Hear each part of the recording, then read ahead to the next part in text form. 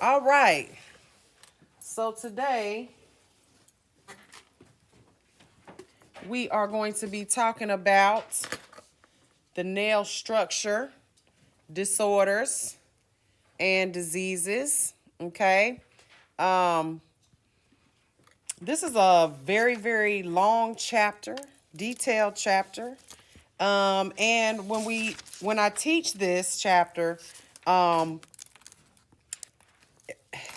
it's a little controversial sometimes, because we're going to talk about what the cuticle is and what it ain't.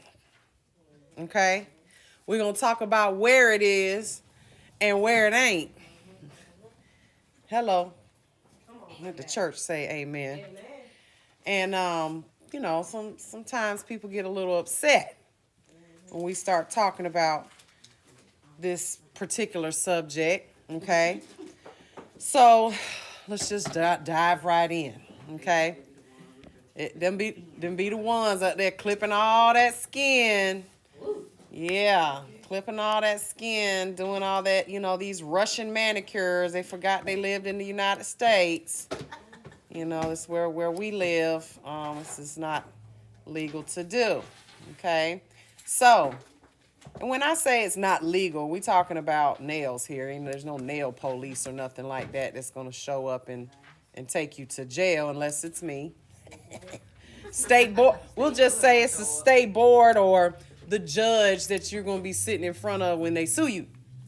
Okay. All right. So let's go ahead and get it started. Who are we missing today? Oh, Nam says she's not going to be here because her husband is moving. Okay.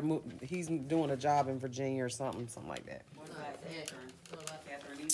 We're going to keep going. All right. So. All right, so what are we going to talk about today? Because I don't think I can hit, there we go. We're going to talk about, first and foremost, we're going to explain why you need to learn this. And at the end of the day, we're nail technicians, right? And we should know have a good understanding of what it is that we do. If you're a physician, and you are a plastic surgeon, or you should have a good idea of the anatomy and how to do your job, right? So, as nail technicians, learning the anatomy is very important. And it's going to help you do your job better and service your clients better, okay? So, first and foremost, we're going to talk about the nail structure, disorders, and diseases. We're going to define the natural nail unit, where it starts and where it ends. We're going to label parts of the nail so that you guys are very, very aware of what is what, okay? We're going to talk about factors that affect nail growth, okay? There's lots of myths out there. Oh, just drink milk. Your nails will grow. Just rub a little lotion on your nails every night. They'll grow. They'll get stronger. Okay, whatever. All right, so we're going to talk about that.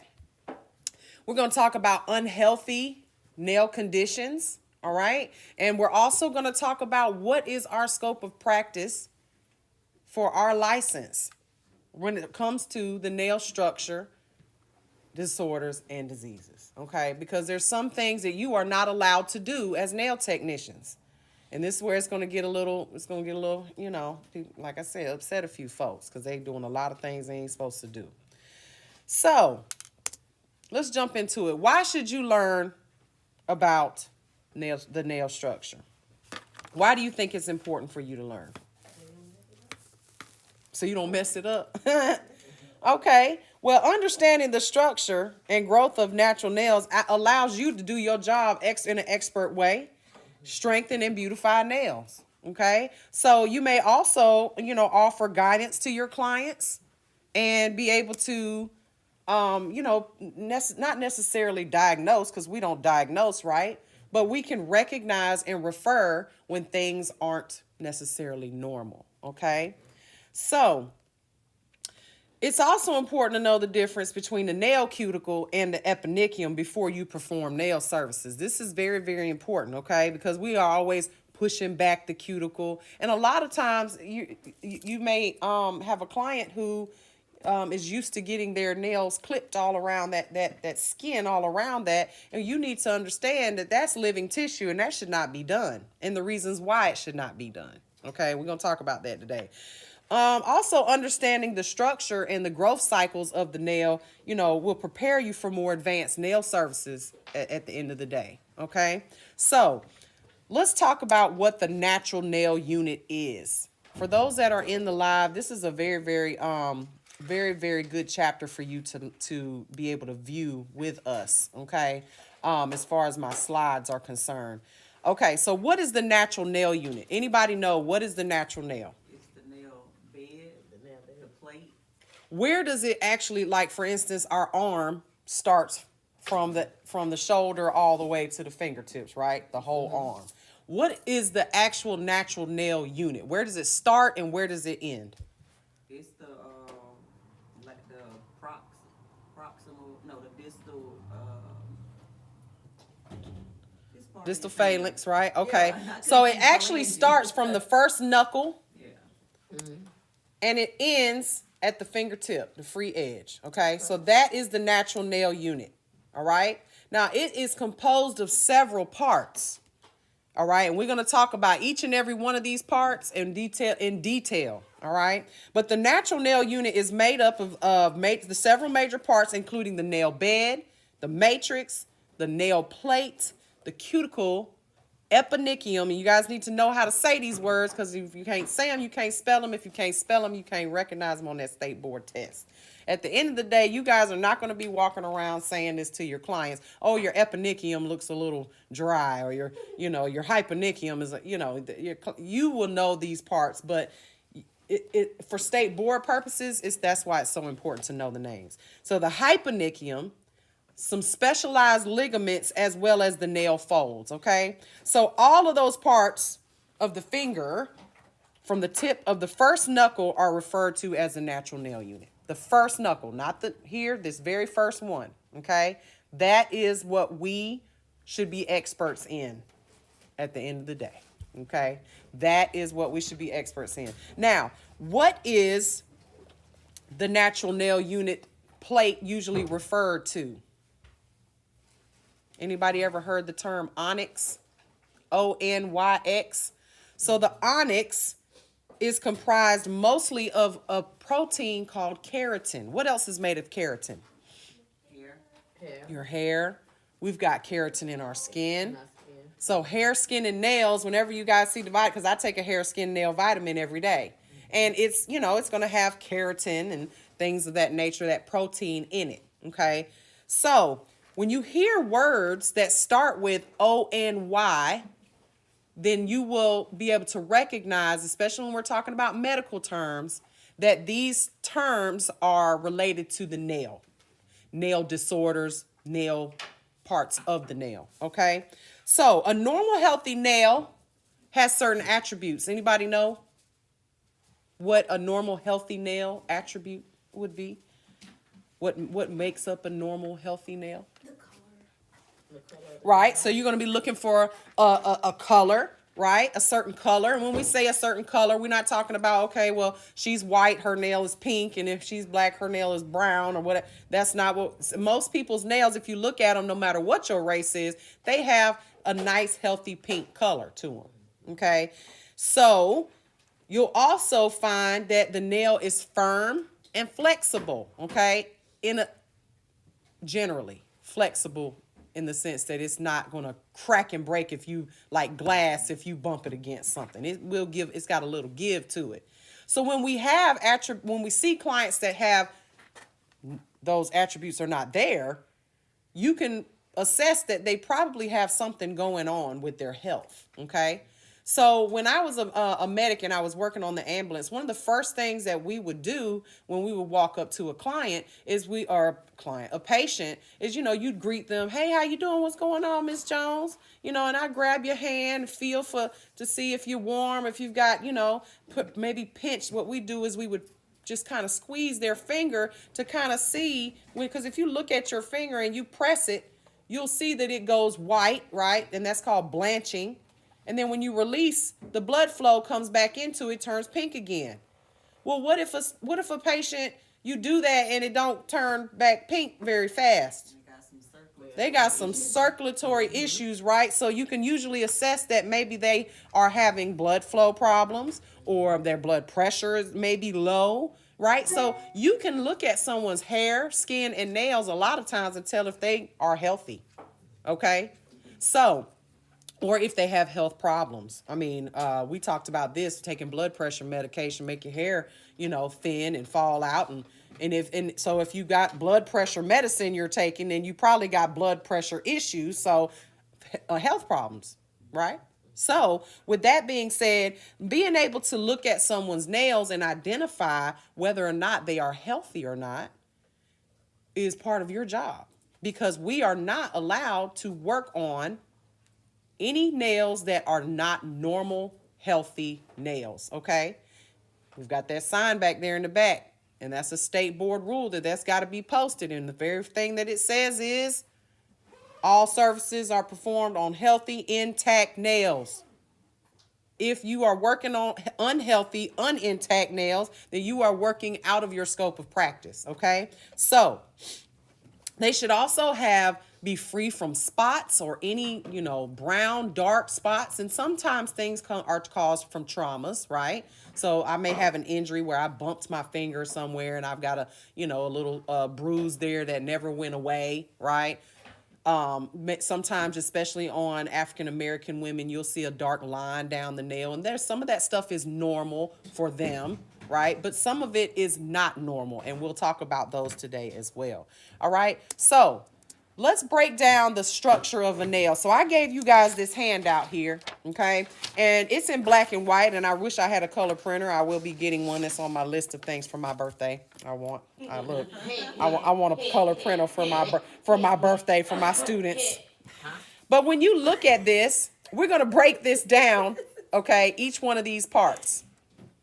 Now, there's a color version up here, but I found this one on the internet. I really, really like this one as well. This one is, so if you guys have never heard of Doug Schoon, his name on the bottom here, he is a chemist for the nail industry. He's a chemist, and he works with us in the nail industry. So the first part that we're going to talk about are the nail folds, okay? And when we look at a nail from this view, straight in front of you, when you look at a nail straight on, this is a side view, as if you chop the nail in half. But if you look at a nail straight on, you're going to see that there are, let me see, I don't have my view where I can do this right here. Hold on, you guys. Can you pull this down so I can kind of point out parts of my nail, my actual nail for them?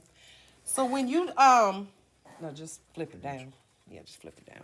So when you look at it from this front view, when we're talking about the nail folds are these it's this normal skin that surrounds the nail plate, okay? So we'll talk about the nail plate in a second. But when we are looking at a person's nail, we're going to look at mine in particular, okay?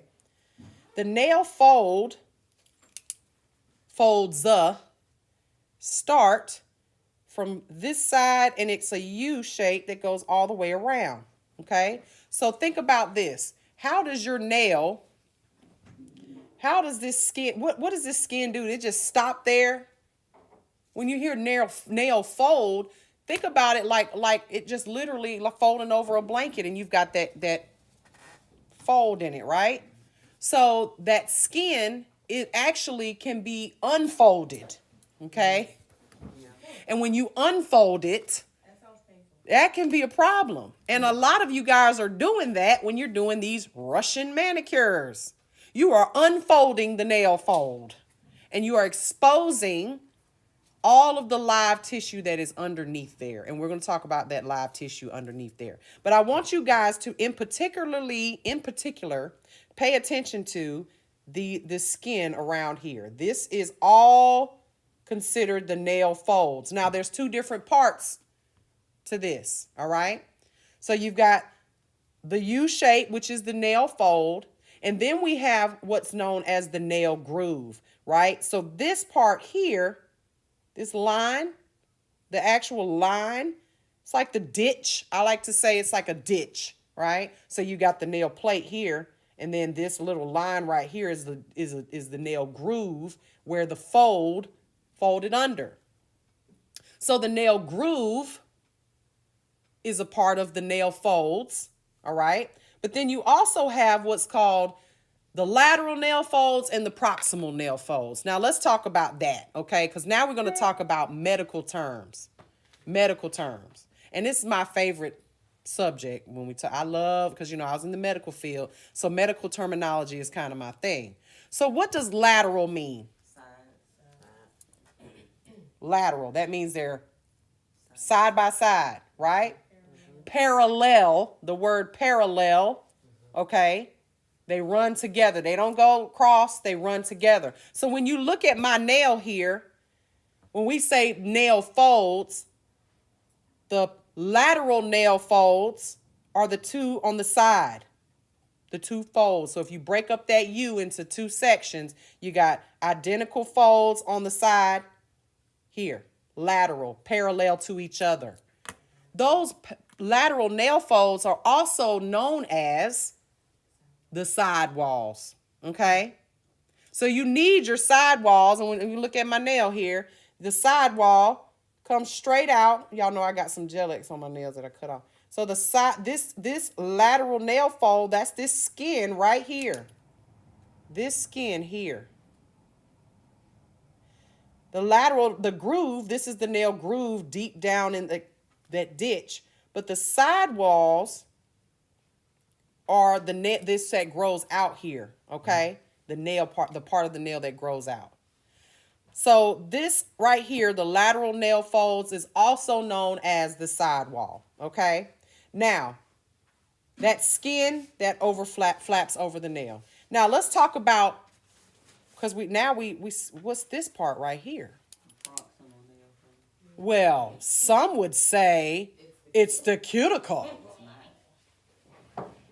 Some would say that this all back here, this skin, all this living tissue, because I'm about to zoom it in.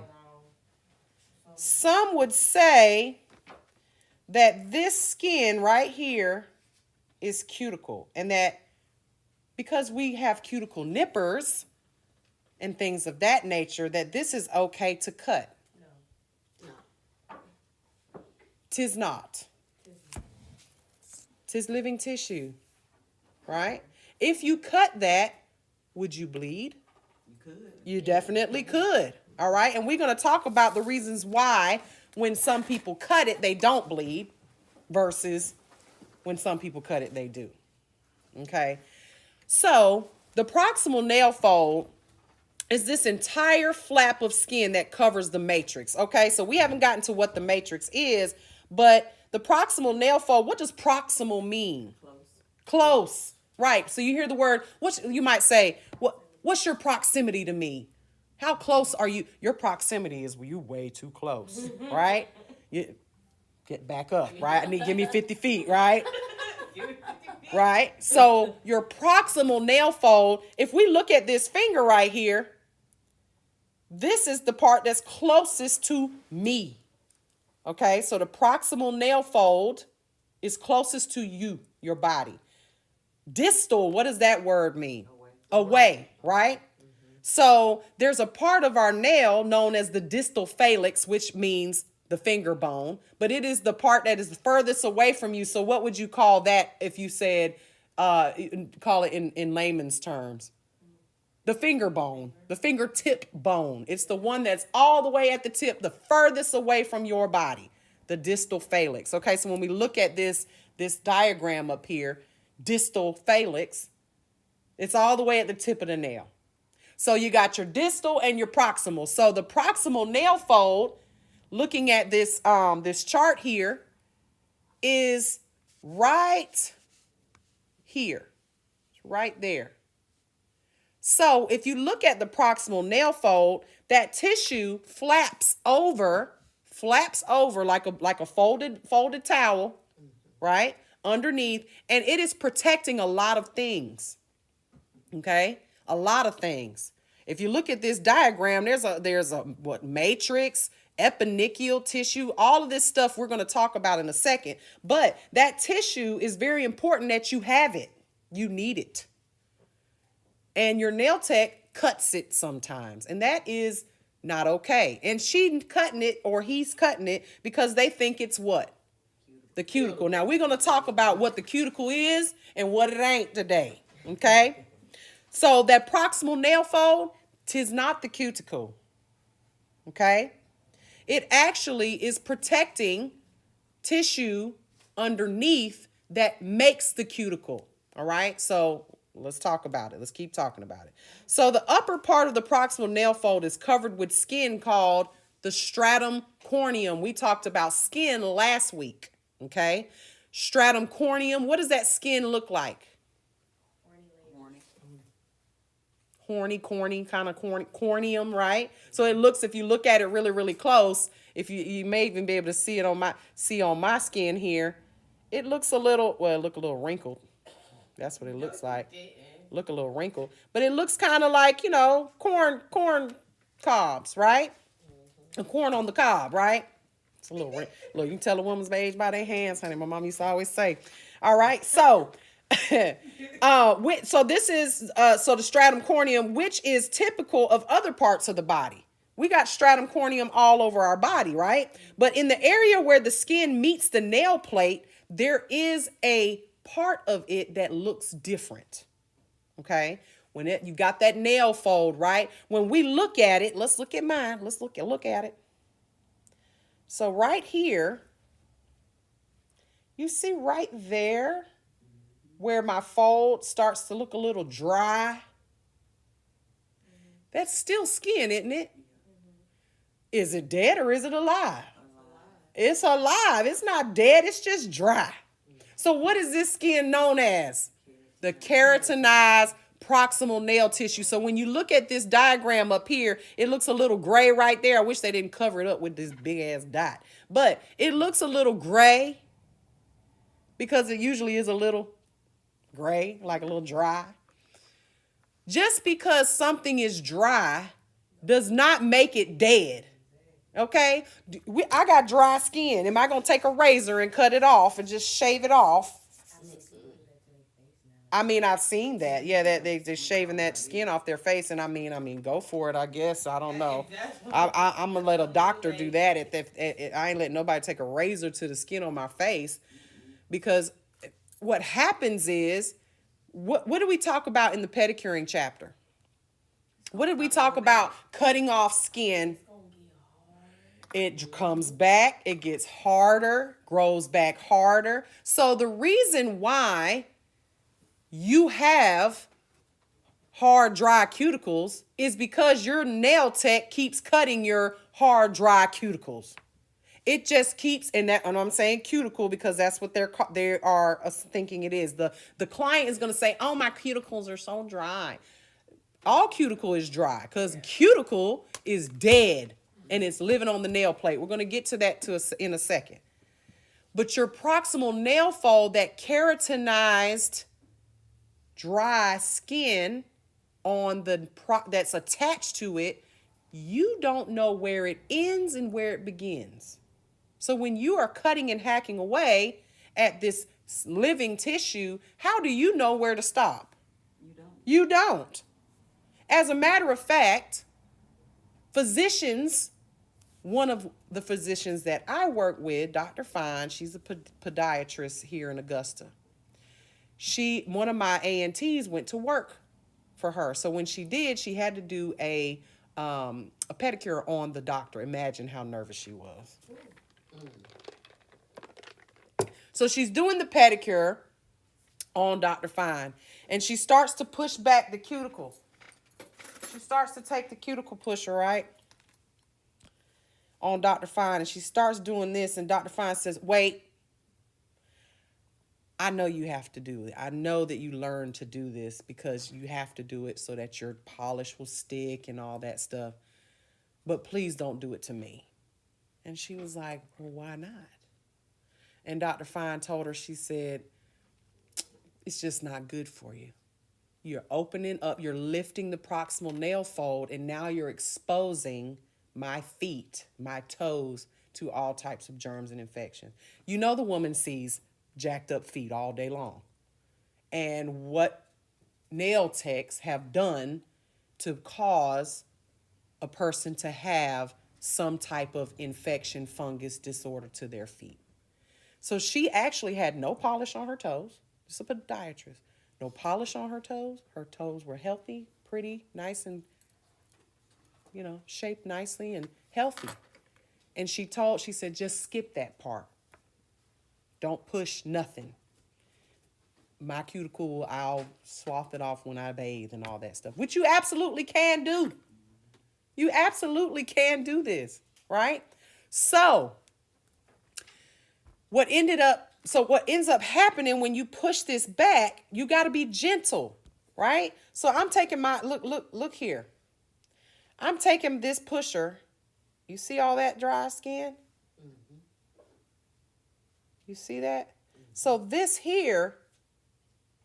this is cuticle. All of this, right? Mm-hmm. But this skin back here that can be lifted and pushed, that fold, that is living, and you have no business cutting it. As a matter of fact, it is beyond your scope of practice, and if a doctor won't do it, who says you can do it? It ain't in your license scope of practice. You are not to be cutting that. So let's talk more. Let's keep going, talk more about this. So its difference in appearance is there because it's keratinized. So just keratinized is the word we're going to use. So in other words, in this area, the outer layer of tissue undergoes a process that causes the cells to produce larger amounts of keratin. And why do you think it does that? If something is going to get harder on you, it's trying to protect you. And you over here chopping it off. Chopping it off, right? So that is not Lift the nail fold. lifting the nail. They take it and lift it all the way. And then scrape under it. And I'm like, well, what's under it if it was folded down that you need to scrape out? We're going to talk about that in a sec. Absolutely nothing. There's nothing under there that you have any business scraping out, because there are things underneath that proximal nail fold that obviously need to be protected because your body did that for a reason. All right? And we're going to talk about those things that are under there in a second. All right? So the keratinization process hardens the PNF tissue and gives it a slightly different appearance. So this hardening creates a protective outer barrier that resists attacks from germs. I mean, think about what you do with your hand every day. I knew she was going to Man, do there she that. go. I got a little bit on my hand. It's poo-poo everywhere. Poo-poo everywhere. Okay? So, you got your hand, you done went and got you a nice little Russian manicure. They chopped your PNFs off. And now you done went and let's just say you got a baby. Y'all think your baby's boo-boo it ain't got no germs in it. You know what I'm saying? It's baby poop. Baby poop is better. It's not as bad as grown man poop. Right? You get it on your hands, you're just like, oh, okay, whatever. But you still, that stuff has germs and E. coli and all kinds of stuff that can really make you sick. Right? Not to mention, we touch door handles, we're digging in our purse, we do all kinds of stuff, right? So we want to be sure that we are not opening ourselves up to these infections. And even Dr. Fine said, don't push mine back. That's supposed to be there. This is a doctor, okay? So, I digress. Everyone understand what the proximal nail fold is and where it is, okay? Proximal nail fold. Keratinized proximal nail fold. So there's the KPNF, you could call it that. And then there is the proximal nail fold, which is that softer skin, okay? Very small margin of error when you are cutting that, okay? What about these nail techs that are out here taking that E-file with the ball bit and grinding it off? First of all, have you ever had that done? Yes. How does it feel? Does it feel like you're having a luxury service No, feel like they're rushing. no, they feel like they rushing. It feels painful. And it hurt. It hurts. There is nothing that we do as nail technicians that should hurt. We are not waxers, okay? Now that's one of those beauty is pain. You know what I mean? You got to deal with what you got to deal with, right? It's snatching the hairs out by the root.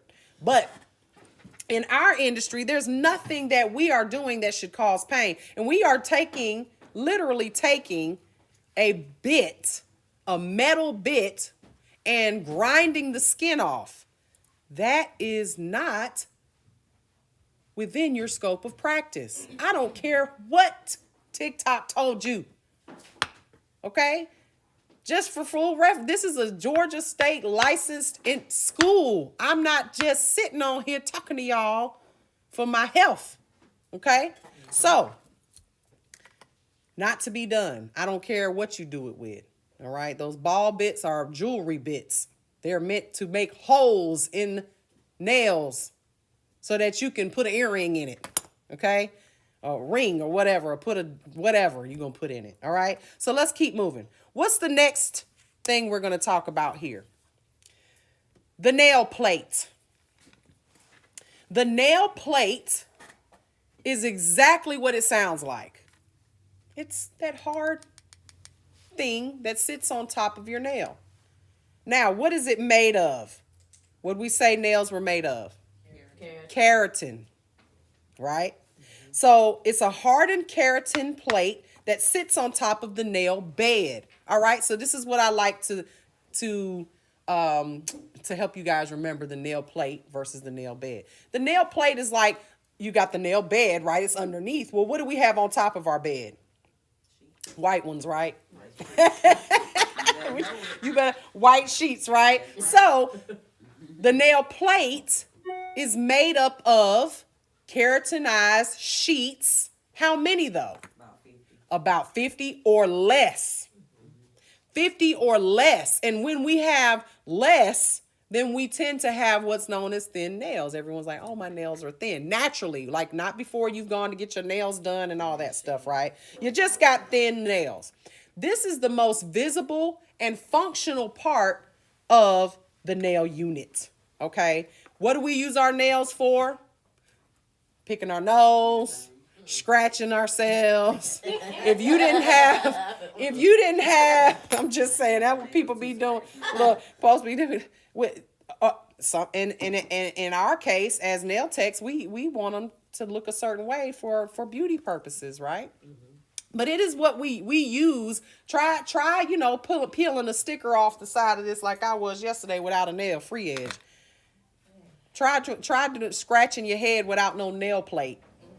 If you've ever lost a full nail plate, then you know how awkward it feels to touch things without it, right? So that nail plate is formed in the matrix, okay? And we're going to talk about what the matrix is. The matrix is not where Keanu Reeves came from, okay? We're not talking about that matrix. I'm talking about another matrix, all right? But our nail plate is born in the matrix. Kind of like Keanu Reeves in the movie, though, right? They were born in the matrix, wasn't it? I love that movie. Weren't they born in the matrix? They were born in that bubble in the matrix, yeah. So the nail plate is formed, born, whatever, in the matrix.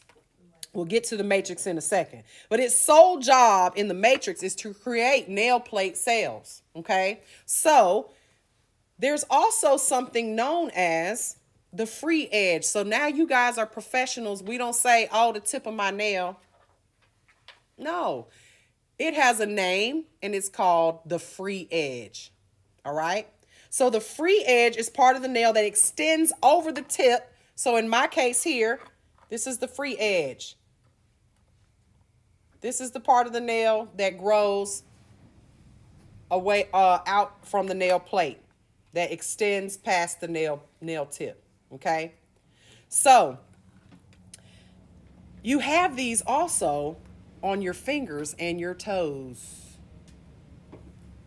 How long? How long should the free edge of the toenail be? So the end of your skin. Right. Short. It should be. Now, again, this is a nail school teacher talking to you. Because I'm going to teach you what you should do, and then you're going to do what the hell you want to do, right? And for your clients, they're going to ask you to do what they want you to do. They ain't never been to nail school. So with that being said, remember that this is school, and I got to teach you a certain way. Now, in order for you to be properly taught, all right? Now, your clients are going to say, but how am I going to have a French tip? Well, why do you need to have an extended square French tip on the tip of your toe? Well, it's cute. It is cute until it ain't. Until it breaks. Get French tips on my toes out. You don't need, and you can don't have short, right, Short. right. But here's the thing.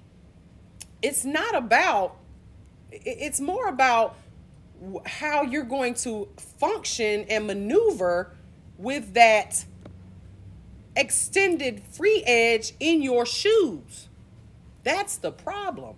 So you guys, we're not even talking about acrylic on toes. Let's get that out of the equation here. We're not talking about acrylic on toes. Y'all know how I feel about that. We'll get to that in another chapter. Shout out to Deasia for winning the contest with the acrylic on the toes, because y'all know how I feel about it. She's here today. That's Deasia right there. She won. But you can have this same issue with your natural toenails being too long, okay? Where it lifts away from the nail plate, and we're going to talk about that disorder today. You guys are going to learn these terms today, okay? I hate that Nam isn't here. But anyway, so the free edge extends over the fingernail tip or toe. So we're not calling it the tip anymore. Now, the nail plate is extremely porous. You guys know that, right? It soaks up water, germs, oil, fungus, whatever you have on it. Okay? So the water content of your nail is directly related to sometimes the humidity of where you live. It may be, and it's also 100% directly related to your health. Like I always, this one always makes people laugh. Now, folks are like, oh, she's got we do healthy nails here. Well, how you do healthy nails on somebody that ain't healthy? Right? If you're not healthy, if the client is over here, smoking cigarettes, eating, milkshakes all day long, 300, 400, 500 pounds. We can't talk about healthy nails when the client isn't healthy. Okay, so let's get that. Let's just put that out there. Okay, so your nails are directly related to your health, your environment, things of that nature. All right, so they may look dry if your nails are, if you're in an area where, like, let's just say you live in the desert, you may have dry, brittle nails. So we have to, as nail techs, treat those types of issues. All right. So, putting on nail cuticle oil and things of that nature will help treat those dry nails. So when you have a client who has that dry keratinized, look, PNF right here, when we've got this dry, we're not going to cut it off because, we talked about how you chop off this skin on the bottom of your foot. That's the way they keep you coming back every 2 weeks during the summer. Instead of cutting it off or just saying, oh, okay, I'm just going to deal with these dry nails, we're going to treat it and send our client home with cuticle oil, right? Or a recommendation to use cuticle oil. So if you guys as nail technicians, that's one of the retail items that is so easy for you guys to actually sell. I'm not cutting, I don't care. I know you want these Instagram worthy fingernail photos and all that stuff. So they cutting off the nail PNF and cutting it. But you're going to have to tell them, look, next time you come, do this cuticle oil every day. Next time you come, we shouldn't have this problem with dry skin around your nail. Okay? So remember, don't be the issue. Don't be the client's problem. Be the client's solution. Okay? So our nail bed, let's keep it moving here.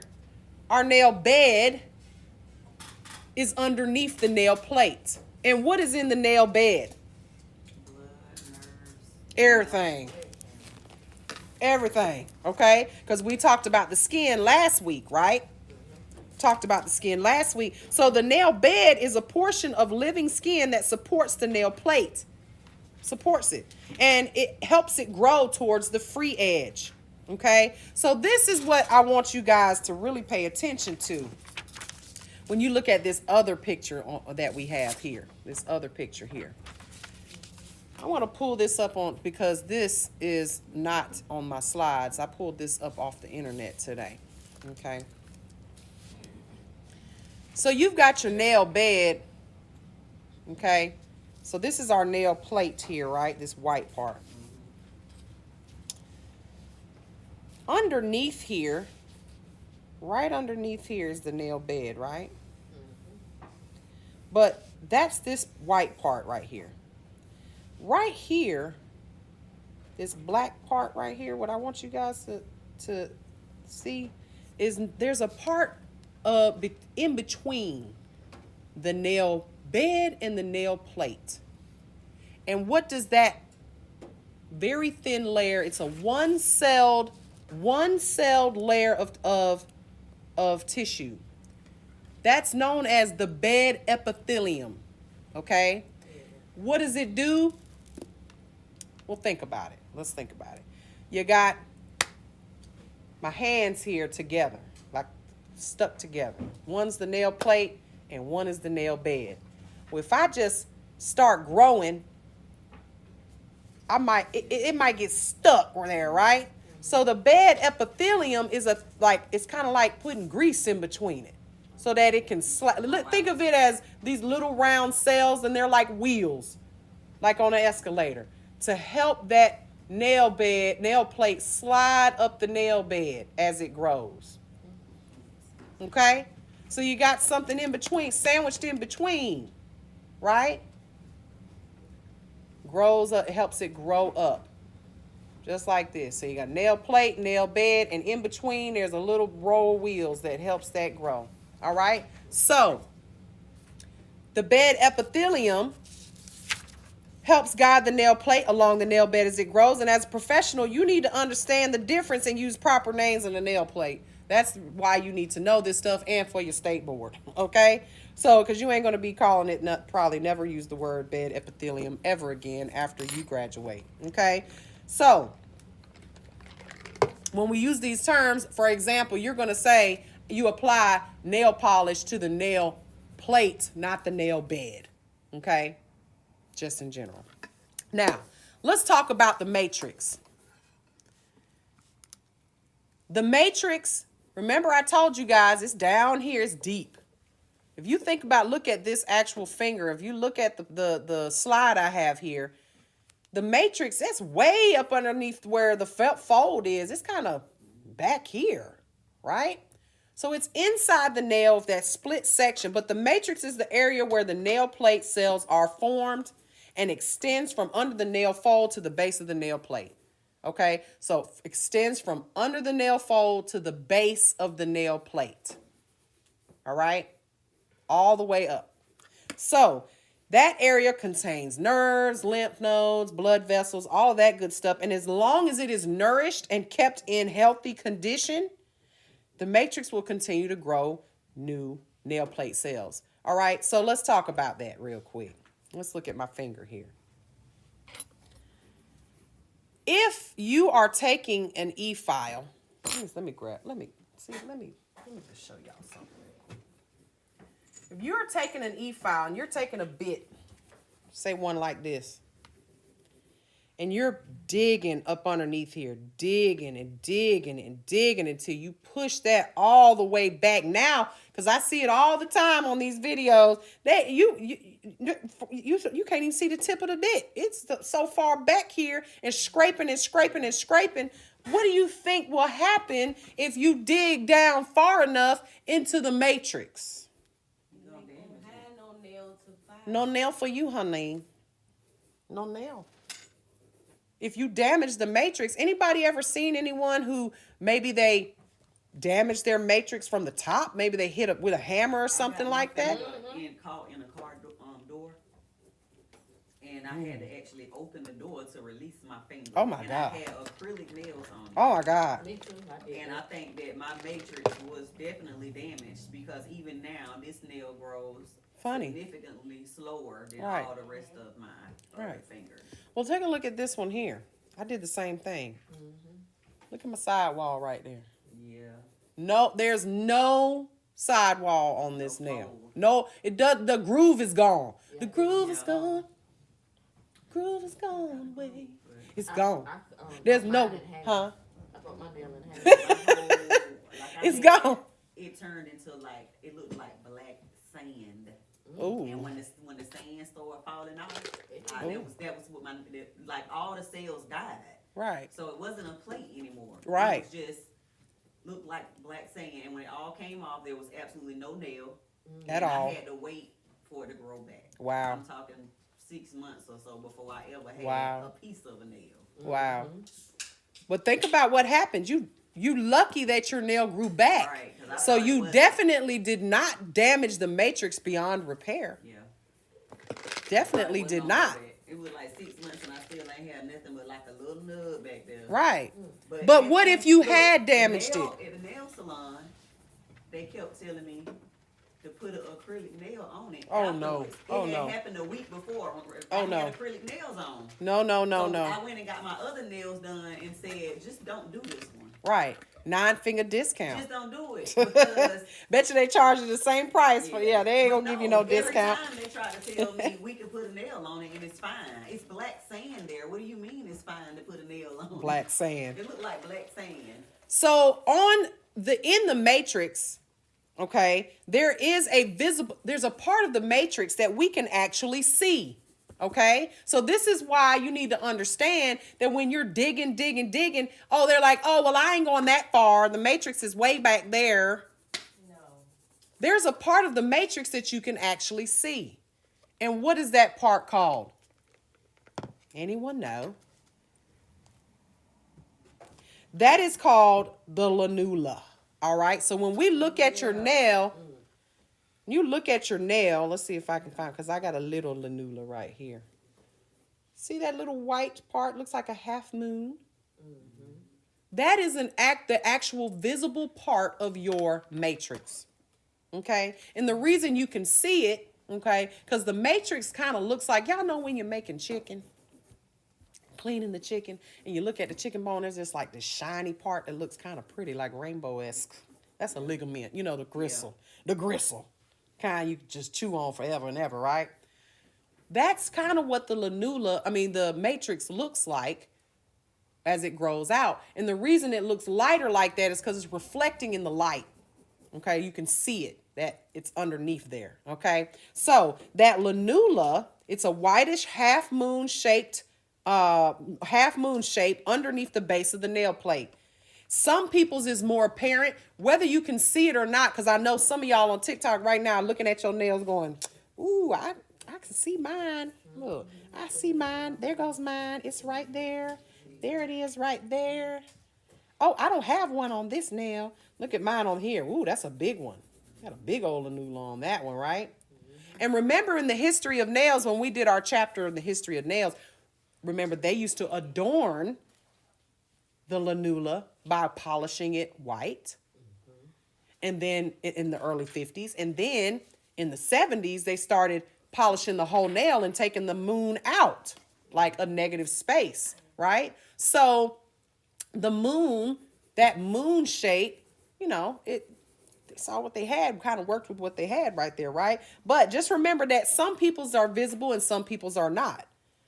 Some are short and remain hidden underneath the proximal nail fold. So the growth of the nail plate can be affected by if an individual has poor health, and if there is a nail disorder or nail disease present, or if there is an injury to the matrix.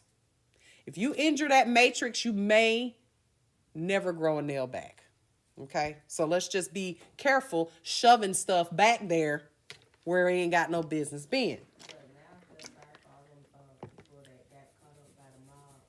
Huh? Yeah, you know that's one of their punishments. They pluck their nails. Oh, pull the nails out. Ooh. Yeah, yeah. That used to be a punishment back in the in Germany. When I lived in Germany, we went to these torture chambers in the castles and stuff, and they had these tools where they would pull people's fingernails out by the nail bed. Wow. Ooh, can you imagine? All right, so now let's get into it. Let's get into it. The cuticle. The actual cuticle. All right? The cuticle is the non-living, colorless tissue attached to the nail plate that comes from the eponychium located on the underside of the skin laying above the natural nail plate. That was a mouthful, right? So, first of all, it is non-living. Let's break it down. Dead. Dead.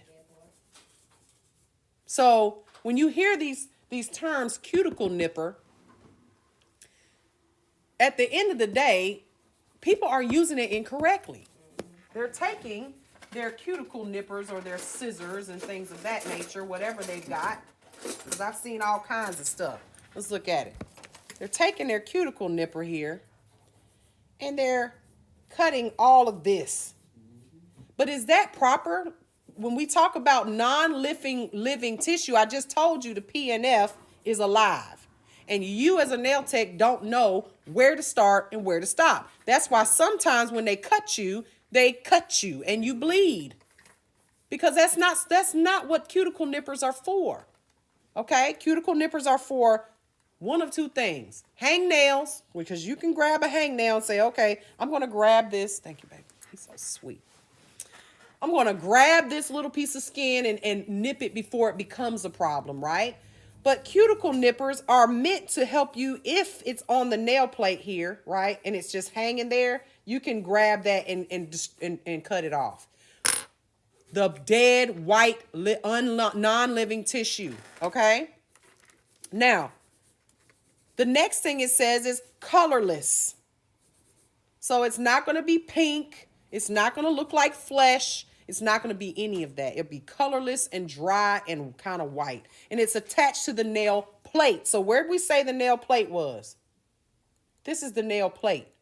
So if it's attached to the nail plate, you can see this when we push this back. I'm going to take my finger here. Now, I told you I got Gel-X on here. Push back. We're pushing it back, right? This is a dry manicure right here. You see that? You see this here? All this white flaky stuff, that is cuticle. This is not. This is skin, living skin, okay? So now, it says here in the book, it comes from the eponychium located on the underside of the skin lying above the natural nail plate. What's the skin lying above the natural nail plate called? The PNF. So let's break that down. It comes from the eponychium. We're about to talk about what eponychium is. So if it comes from the eponychium, we haven't identified where the eponychium is yet, but the cuticle, look at this diagram here. The cuticle is on top of the nail plate, right? This says stem cells in the eponychium layer. You see all these little cells right here? Mm-hmm. So if you notice, the eponychium is underneath the PNF.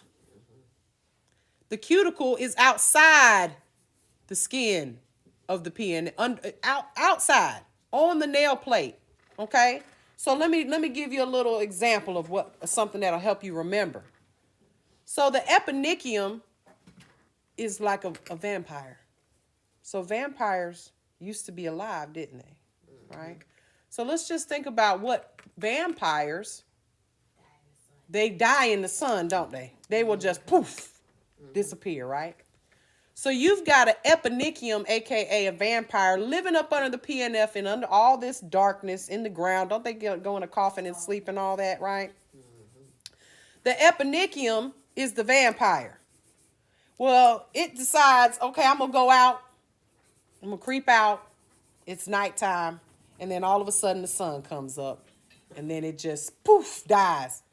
That is cuticle. So eponychium, the cuticle used to be alive. And it was some cells that are underneath the PNF. Okay? The eponychium used to be alive. And then it came out. I mean, the cuticle used to be alive when it was the eponychium. And then it came out into the sun and died on the nail plate. Boop, dead. Cuticle. Dead. Everybody understand that? Yeah. Cuticle used to be eponychium tissue. All right?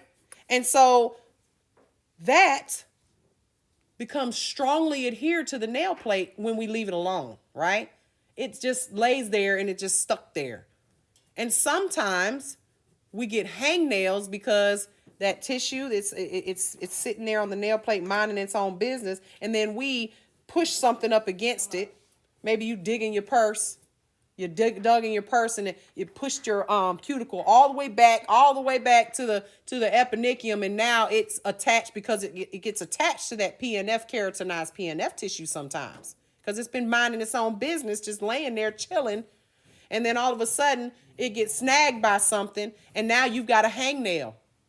And the hangnail is actually living tissue. Doesn't it hurt? So it's snagged onto the PN because it was attached to that keratinized PNF. Sometimes it sticks together because they're all one at some, become one at some point because you just kind of left it alone. But then when you start pushing this back, you won't have hangnails because you have gotten rid of all this tissue on the nail plate. There's nothing to snag. Okay, so regular manicures can help with that.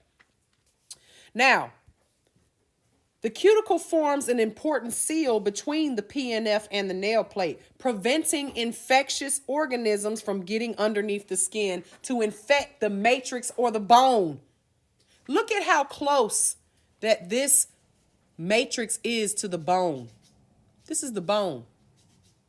So, how many of you have ever had like a swollen cuticle area where pus came out, or it was swollen because it just got red or whatever? Well, let me tell you when I saw it. Just recently, we went to Atlanta to go get some nail products. This was about a month ago. And we took Jerry, the stepson, bonus child, with us. Well, when we went, it was what was the holiday? It was Memorial Day holiday. Labor Day, this last one in September, right? Mm-hmm. So the nail supply was open on that day because I don't think they celebrate that particular day, right? So they were open. We went and they were having all these Memorial Day sales. And this lady was sitting there doing demonstrations for Coupa, their new gel tips that kind of like Gel X. And so she was like, "You want me to do a demo?" So I had nails on. He definitely wasn't finna get no nails. I don't think they have them big enough for his fingertips. But my son was there with us, so he was like, he was a good sport. He was like, "Yeah, I'll do it," because I was live on TikTok. Some of y'all probably watched it. So was live on TikTok, and she did the whole thing live, right? So she started I thought she was gonna do one nail. She did the whole hand. Anyway, she starts pushing back his cuticles. Push, push, push, push, push, push, push. And then she takes a nipper out of her pocket. No. Out of her pocket. She had a lab coat on, out of her pocket. And started hacking away at his skin. Hacking. All 5. And I nearly died. I almost dropped the phone. I was like, oh. No. Did she say what? Not on my live. But she didn't cut him or anything like that. Not that I could see. Yeah. But she obviously did, because the next week we saw him, we picked him up, and he was like, "I woke up this morning, I had this yellow pus all around my finger, and I had to squeeze it out." Ooh. So obviously she introduced some type of infection to his PNF area, and he had a red swollen, and he was like, "Look, watch this," and he pushed and pus came out. Say Ron Toe was like that, but he was taking toenail clippers and stuff from out the bottom of his drawer and clipping his toes. I said, "Boy, them things dirty." Yeah, you gotta clean this stuff when you're clipping, when you are cutting things. Which, first of all, we're not supposed to be cutting that area, and she just hacked it all away, right? So he ended up with pus and, a little localized infection going on there, which, freaked me out a little bit. Because imagine. She probably cut somebody else with them same. Ain't no telling who she done cut everybody in that building. Yeah. And to include herself. Same problem. Mind you, that she was the director of education. I was like, please don't tell me that. Please don't tell me that. But anyway, so there are a lot of things that as nail technicians, products that we come in contact with. And one of them will be things known as cuticle moisturizers. First of all, do we moisturize dead things? Do y'all gonna pull up somebody out the grave and say, "Oh, you look a little dry. Let me sprinkle a little water on you"? It's not gonna help nothing, right? It's not gonna help. So when you hear these things called cuticle moisturizers, cuticle softeners, cuticle conditioners, they are marketed improperly and can be very confusing, especially to the consumer. That's why everyone's always calling a cuticle something that's not the cuticle, because they don't have a clue. They're not educated, but you are. So keep that in mind when you're buying products, because at the end of the day, they should be known as proximal nail fold creams and proximal nail fold conditioners, but ain't nobody saying that, right? So it's just it's confusing, and you guys need to understand. So it should also, this cuticle is dead skin on the nail plate. So why are their products made? And this is literally in the book. It says the cuticle is dead skin on the nail plate. So why are their products designed to pamper, soften, and moisturize the cuticle? This is in the book. Listen to this. That does not make any sense. With an exclamation point right on page 101. That does not make any sense. Who wrote this chapter? Probably Janet McCormick. Cuticle moisturizers, softeners, or conditioners are actually designed for the proximal nail fold, the lateral sidewalls, and the hyponychium. And we're going to talk about what the hyponychium is. Not for the cuticle, because the cuticle is dead.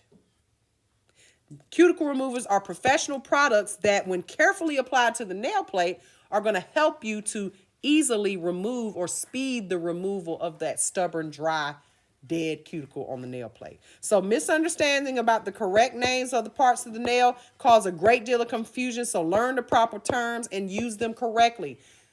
Stop saying I'm pushing back your cuticle. You're really, you're not pushing back the cuticle. You're pushing back the PNF.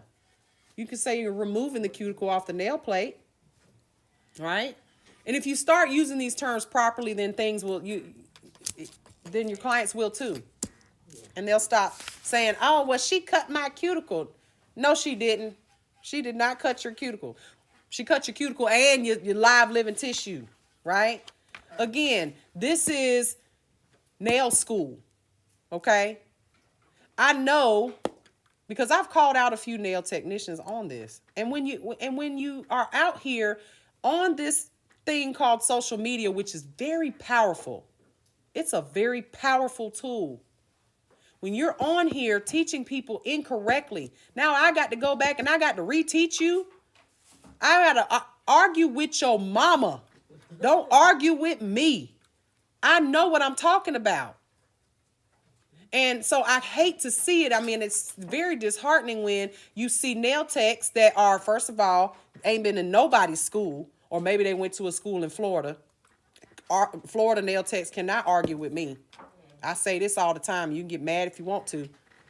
Y'all went to school for 180 hours. 180 hours, the first 180 hours of this school, we barely even touched anybody. Let alone did any nails, okay? Look, I see my homegirl, City Escapes, in here. She know what I'm talking about.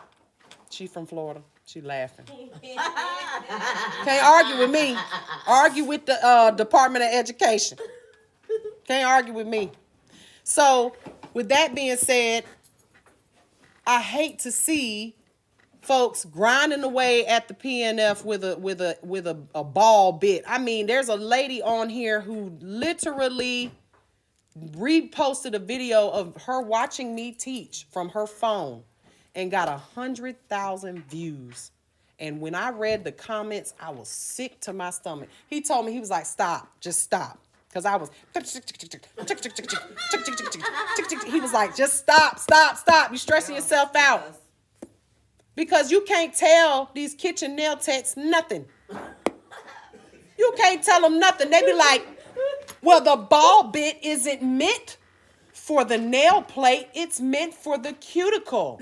Well, what did you guys just learn? Thank you. Make it make sense. What did you guys just learn? How? Sway? Make it make sense. The cuticle is on the nail plate.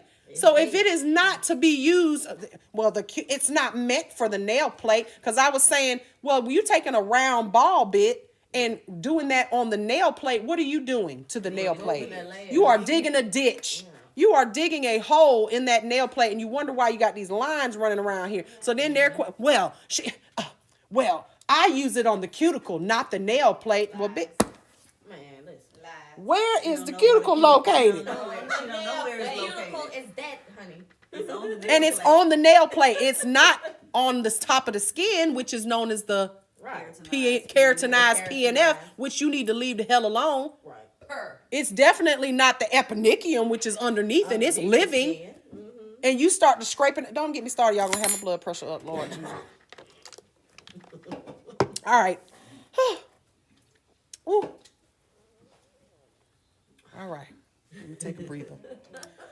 The eponychium. So now let's talk about the eponychium. Because I told y'all the eponychium Living under the skin. was living under the skin. It was that vampire. Well, see, that's kind of bad to say, but because the vampires are dead, but they used to be alive, right? Yeah, So, they used to but be it's alive. living underneath the PNF, right? So the eponychium is the living skin. I want you guys to understand. It's not dead yet. It dies when it does what? Come to the Rolls top. out and comes out into the sun, right? And then it turns into cuticle. So it is living skin underneath the proximal nail fold, around the base of the nail plate, covering the matrix area. So according to Doug Schoon, which you guys, this is Doug Schoon's drawing here.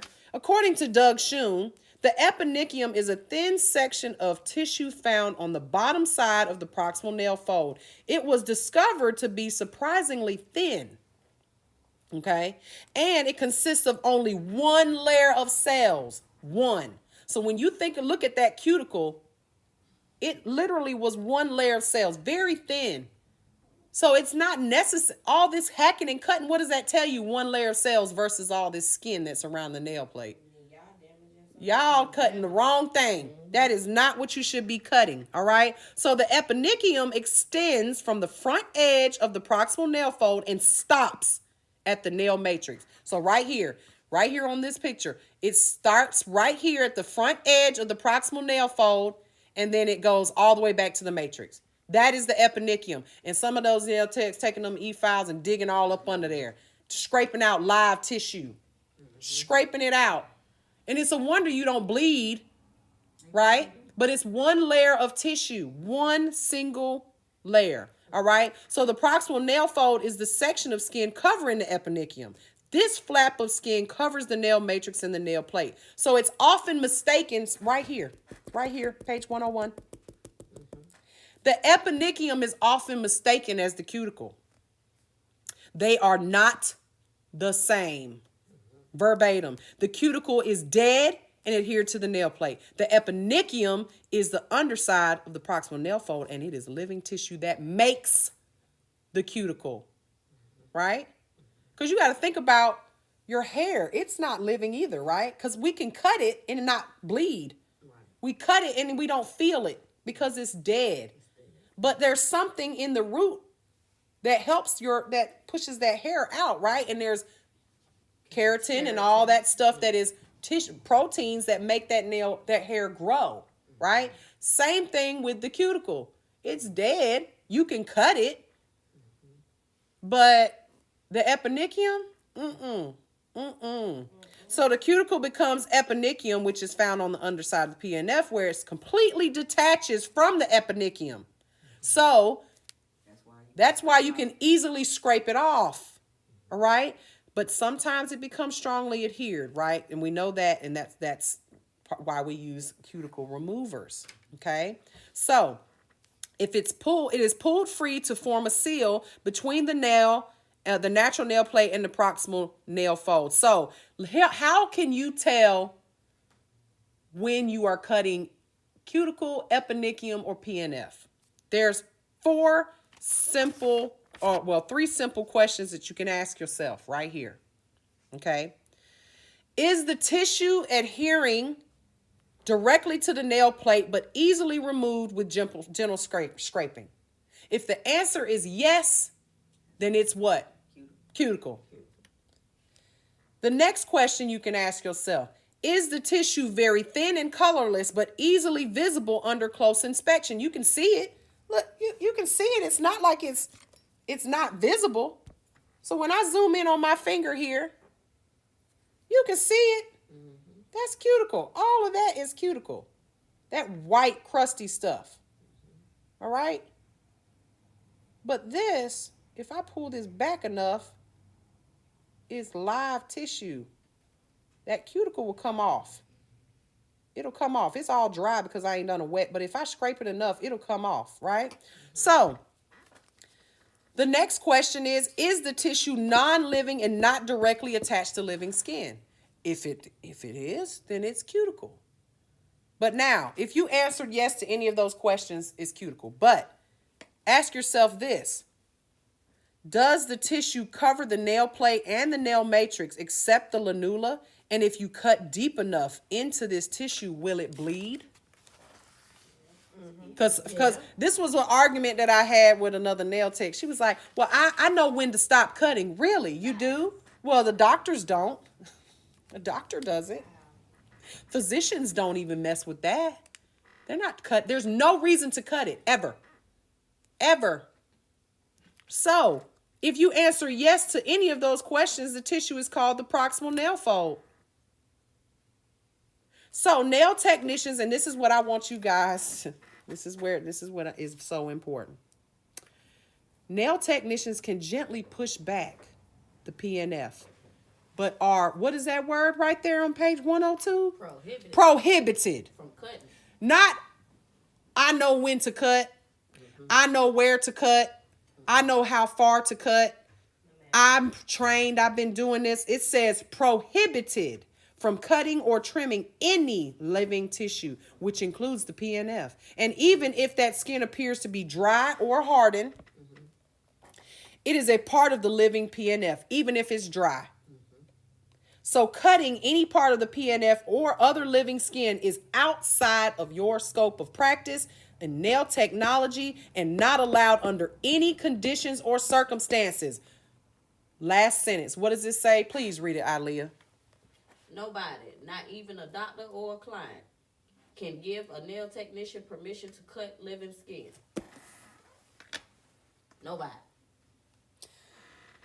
Nobody, not even a doctor or a client, can give a nail technician permission to cut living skin. I'm done. I'm done. That's it. I'm done. That's it. That's it.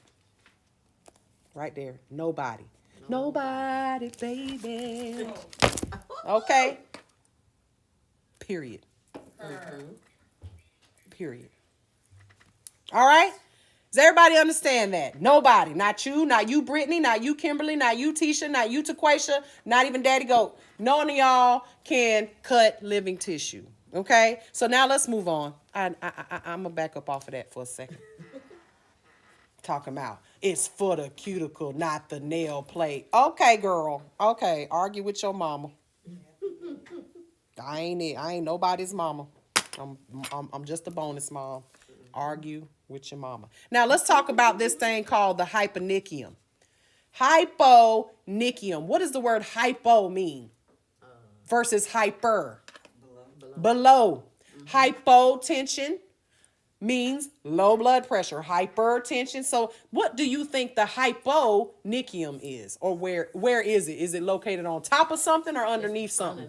Definitely underneath something. So the hyponychium is the layer, a slightly thickened layer of skin that lies between the fingertip and the free edge. So we done learned where the fingertip is. The fingertip is going to be the skin here. Let's look at this one because I got a little hyponychium here.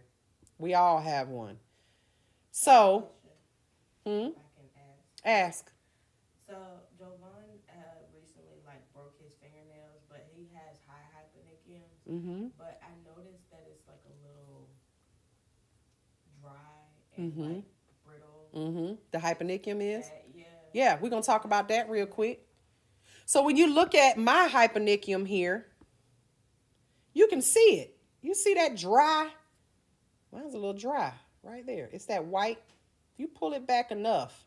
That right there, if you pull that, cut that. Oh, it will bleed. Because I have a high hyponychium on this finger, and you can usually tell when people have high hyponychiums, their nail will be like that red part will extend higher than their actual fingertip. And the only reason I don't have I have a high hyponychium on this finger than this finger, I don't know. Can y'all see the difference in size in my pinkies? I know I've told y'all I'm going to tell you the story about my arm, but we'll save that for another day. All right. But this finger is very bony and very thin. Okay. In comparison to this one. Can you see? It's part of the condition that I have. So this hyponychium extends out, and that can get, because it's living tissue, again, just like the PNF, it can get dry.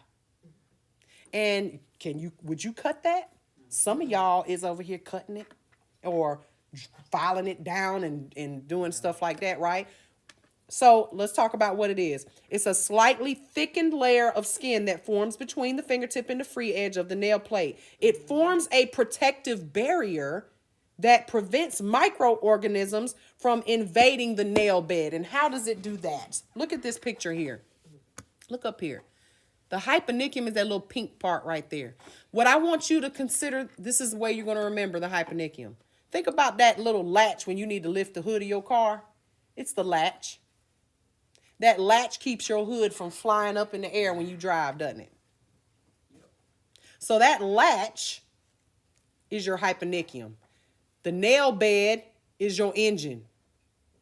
If you don't have the hood of your car, it rains in that engine all the time. What can happen? I don't know, Daddy. What can happen? Bad things, right? Bad things, bad things. Right? You don't want rain and all that stuff going into your engine. So you need that hyponychium. And here's what happens. Okay, now I'm about to piss y'all off again. I know. I'm about to do it. I'm about to make some of y'all mad. With these extendos, these extra long nails that you're like, y'all done had this happen before. Your nail flip up, pushed up. You don't have no hyponychium no more. Your hyponychium is no longer attached to the nail plate. And when you put pressure on with these nails, because we all know when you got long nails, you're using your nails to scratch your head. You're using your nails to dig in your purse. You're using your nails to pick up, you got these. This is what my best friend did. She picked up a big old thing of water at Sam's, water bottles, and dropped it. Yeah, remember? Dropped that and lifted this all the way back. Ooh. And now her hyponychium, so now hood of her car is just flapping. Floop, floop, floop, floop, floop. And over time, when you are putting pressure on these nails, because some of y'all say, well, I wear extendos all the time. Never had that happen. Well, I've been driving my whole life and I've never been in a really bad car accident. But guess what? It could happen, right? Mm-hmm. And then you got to think, too, I think a lot of times when people can function well with those nails like that, it's because they don't do nothing. They don't do nothing. They don't do nothing. Right. They don't do nothing. Saying, if you really did stuff, that would get in your way. Yeah. Not to mention, I'm going to tell you this. All my clients that wore extremely long nails, they could not even wear their natural nails ever because they looked so bad. They were so badly damaged from wearing these nails like they had no hyponychium. Y'all probably seen clients that have this white, like on their nail right here. It'll be, this will be kind of white going backwards rather than going forwards. Mm-hmm. Because they've lifted the hyponychium is detached. Okay? So, I know my straw is backwards, y'all. I'll be noticing everything. I noticed that when she started drinking. That's because I didn't feel like putting it in the right way. Oh. They notice everything. Are you catching this good education? Are you catching this good education? But she don't know what the hyponychium is, though. No, I'm just kidding. She know my straw backwards, but she ain't taking it. Answer that. Lord, what's the hyponychium? Answer that. All right. Okay. So now, the last thing we're going to talk about. Okay. Now you guys understand what the hyponychium is. Yes. All right. And those that are in my Zoom, you can see. I hope you guys can see this where the hyponychium is. You need that, and you need to treat that area gently. So to answer your question, Kaz, what you need to do for Jovan is you need to treat it with cuticle oil. Yeah. Cuticle oil. Treat it. Oh, did y'all get y'all's label on it? Oh, we got our This label. looks so pretty. It's like Yeah, we got our rose label gold on there. It's so pretty, right? Wait. Treat it with cute. Oh, you got to be here to get gifts, honey. Oh. That's our. We got to give Kaz a cuticle oil. She didn't get one. Oh yeah, that's right. Yeah, it'd be homework. See. Anyway, so the last thing we're gonna talk about is the specialized ligaments. Okay, specialized ligaments are, a ligament is a tough band of tissue that connects bones and holds an organ in place, right? So specialized ligaments are attached to the nail bed in the matrix and the underlying bone. So let me just go back real quick, show you this real quick. These specialized ligaments, they are going to attach the matrix to the bone. Okay? Now you can't see it in this particular photo, but if you look at any like actual nail pictures of the nail split, there's a piece of tissue that holds it in. So if you get your nail snatched all the way out like that, like we talked about earlier, it's going to be a ligament holding that nail in there. Okay? Hopefully you never get to see your nail ligament. I seen someone else's. Oh, yeah. Okay. So if you get to that point, you better be going to see a doctor. Okay? Don't come see me. All right? So now let's talk about some of the factors that affect nail growth. Okay? So the nail grows, are y'all looking at this you see your nails up there? Anybody see their nails up here? Things that affect your nail growth is nutrition, exercise, and your general health. Okay? There's no miracle nail grow cream. There's no miracle nail, oil that you can put to make the nail grow. Okay? Just like there's nothing you can do to make your hair grow. I've heard it all before. Oh, wear micro braids, your hair will grow. No, it won't. As a matter of fact, you're probably going to lose a lot of it. And the only reason that you can see nail growth is because you got this line where, look how much my nails have grown since I had these on. So you can see the growth. So you think, oh, my nails are growing faster when I have acrylic on. No, it ain't. What are you talking about? You can just see it and you feel like it's growing faster because you can see it. But at the end of the day, it's not growing any faster. So if you want your nails to be healthy or grow, what can we do? Eat better, drink water, have better personal health needs to be, better, right? So when we talk about the growth of our nails, the shape, first of all, how do we get these weird shapes, or how do we get these? What if our nails naturally grow like these over here? Where does that come from? Because remember, what did we say that our nails? Where are our nails formed? In the what? In the matrix. So a person's nail shape is directly affected by their matrix. Your nail probably grows a little bit differently now since you had that injury, right? And that's because you injured the matrix in some way. You didn't kill it, but you injured it in a way that now the nail grows. I mean, like I said, look at my nail. This thing ain't even got no sidewall. And the story behind this nail is, if you look really close, you can see there's a cut here, from here to here, and on this side, from here to there. So I had my nail, I lost the tip of my finger, the tip in a door, metal door, a commercial metal door. And so my nail was split in the door from here, because you can see how it's kind of dented right here, from here all the way to here. I cut the tip of my nail off. Playing hide and seek at the daycare where my mama was the director at the time. And because I was waiting on my mama to get off work, I always got dropped off at the daycare. I'm playing with the other little kids in the classroom. We playing hide and seek, and I'm behind the door hiding. And somebody opened the door or closed the door on my finger, and my finger was in the door, and I passed out. All I'm gonna say is I don't remember nothing after that. I passed out. I was like 5 years old. But anyway, nail grows funny now. No sidewall. I'm lucky I even have a nail. All right. So let's talk about how the matrix can affect the way your nail looks. So for example, a longer matrix produces a thicker nail plate. So if you look at my nail here, you can see my lanula is extra long. It goes from here all the way to here. But this one, this little old baby nail right here, hardly got, my matrix is a little bit shorter probably because it's not very thick. This is the natural nail. Okay. So that can, a highly curved matrix can create a highly curved free edge. So if you've got one of those nails that curves like this, and a lot of people, it usually happens with their pointer finger.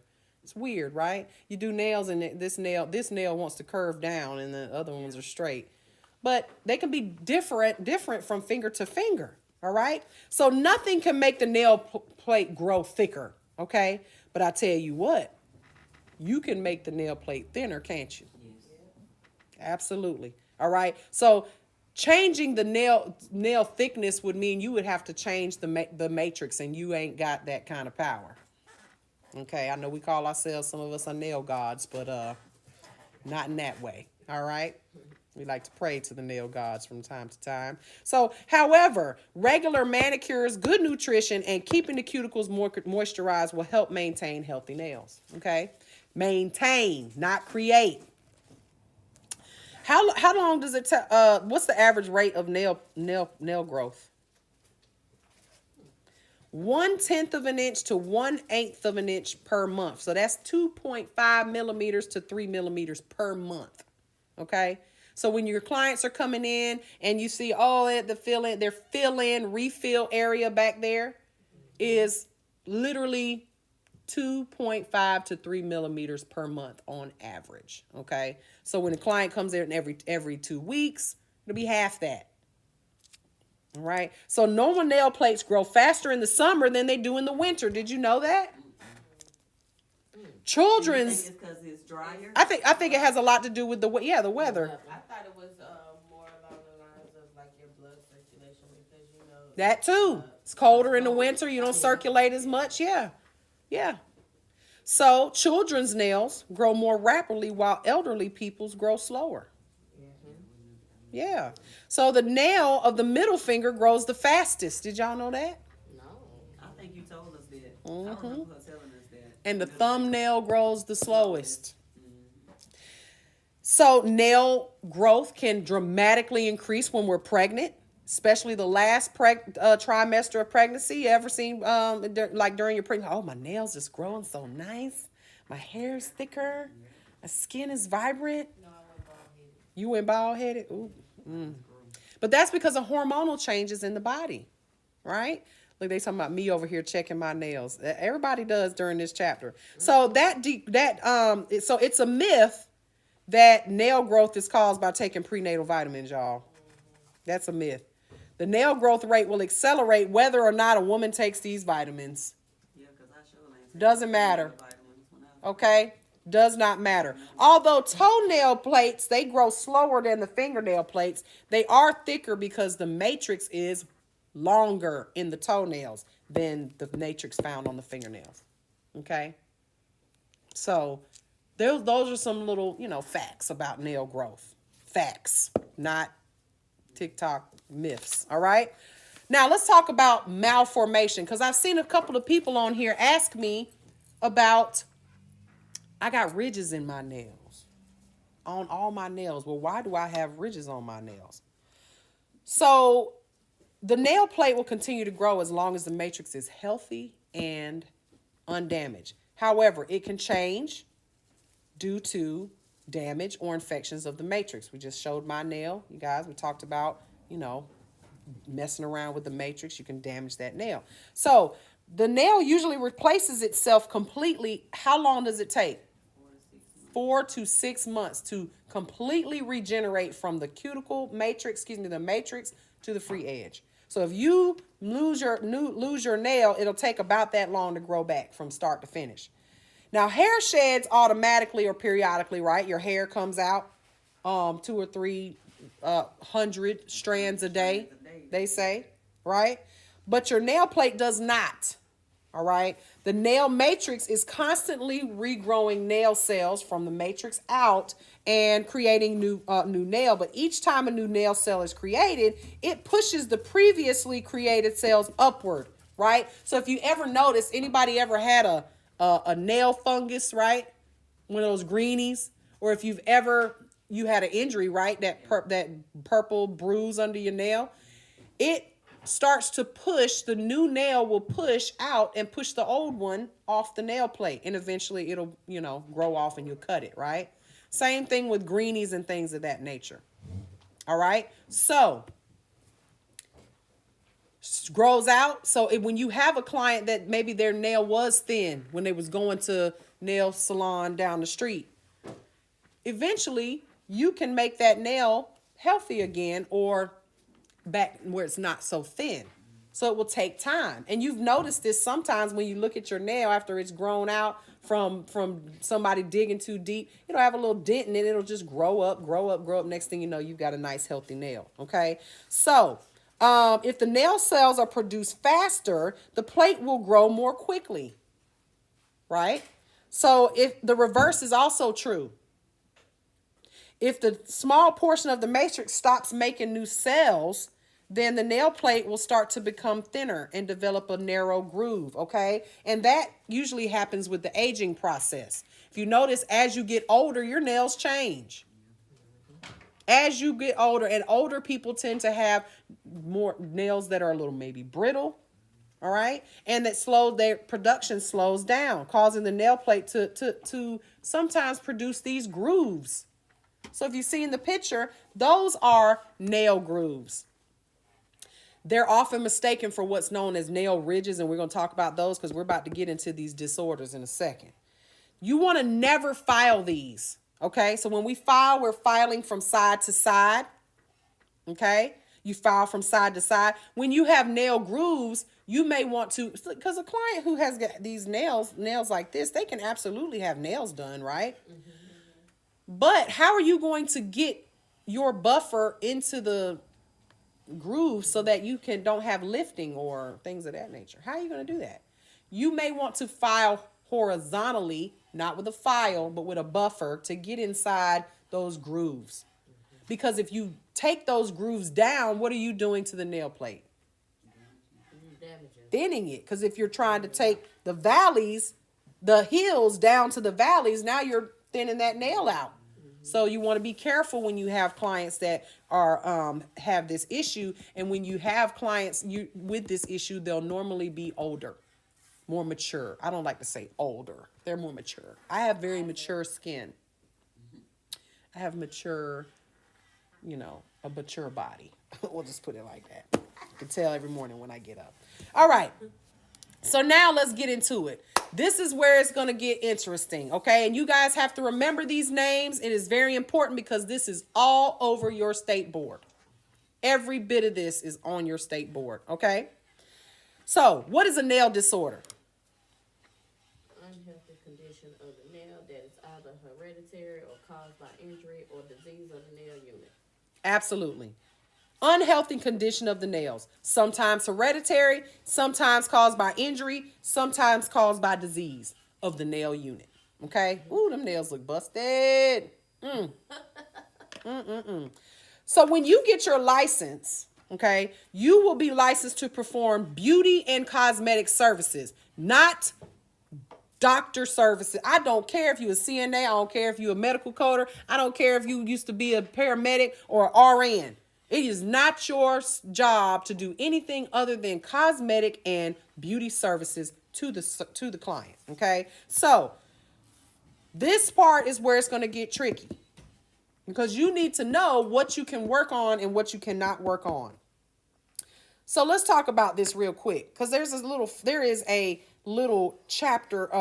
paragraph down here at the bottom that talks about my favorite subject. In your profession is a requirement of your license, okay, for you to know the difference between a disorder, a disease, what is you can work on, what you cannot work on. All right. A client whose nail or skin is infected, inflamed, broken, or swollen should never receive salon services. And this includes ingrown toenails. You are not allowed to clip, cut, remove, slice, dice, cut, trim anything that is swollen, infected, red, painful, period.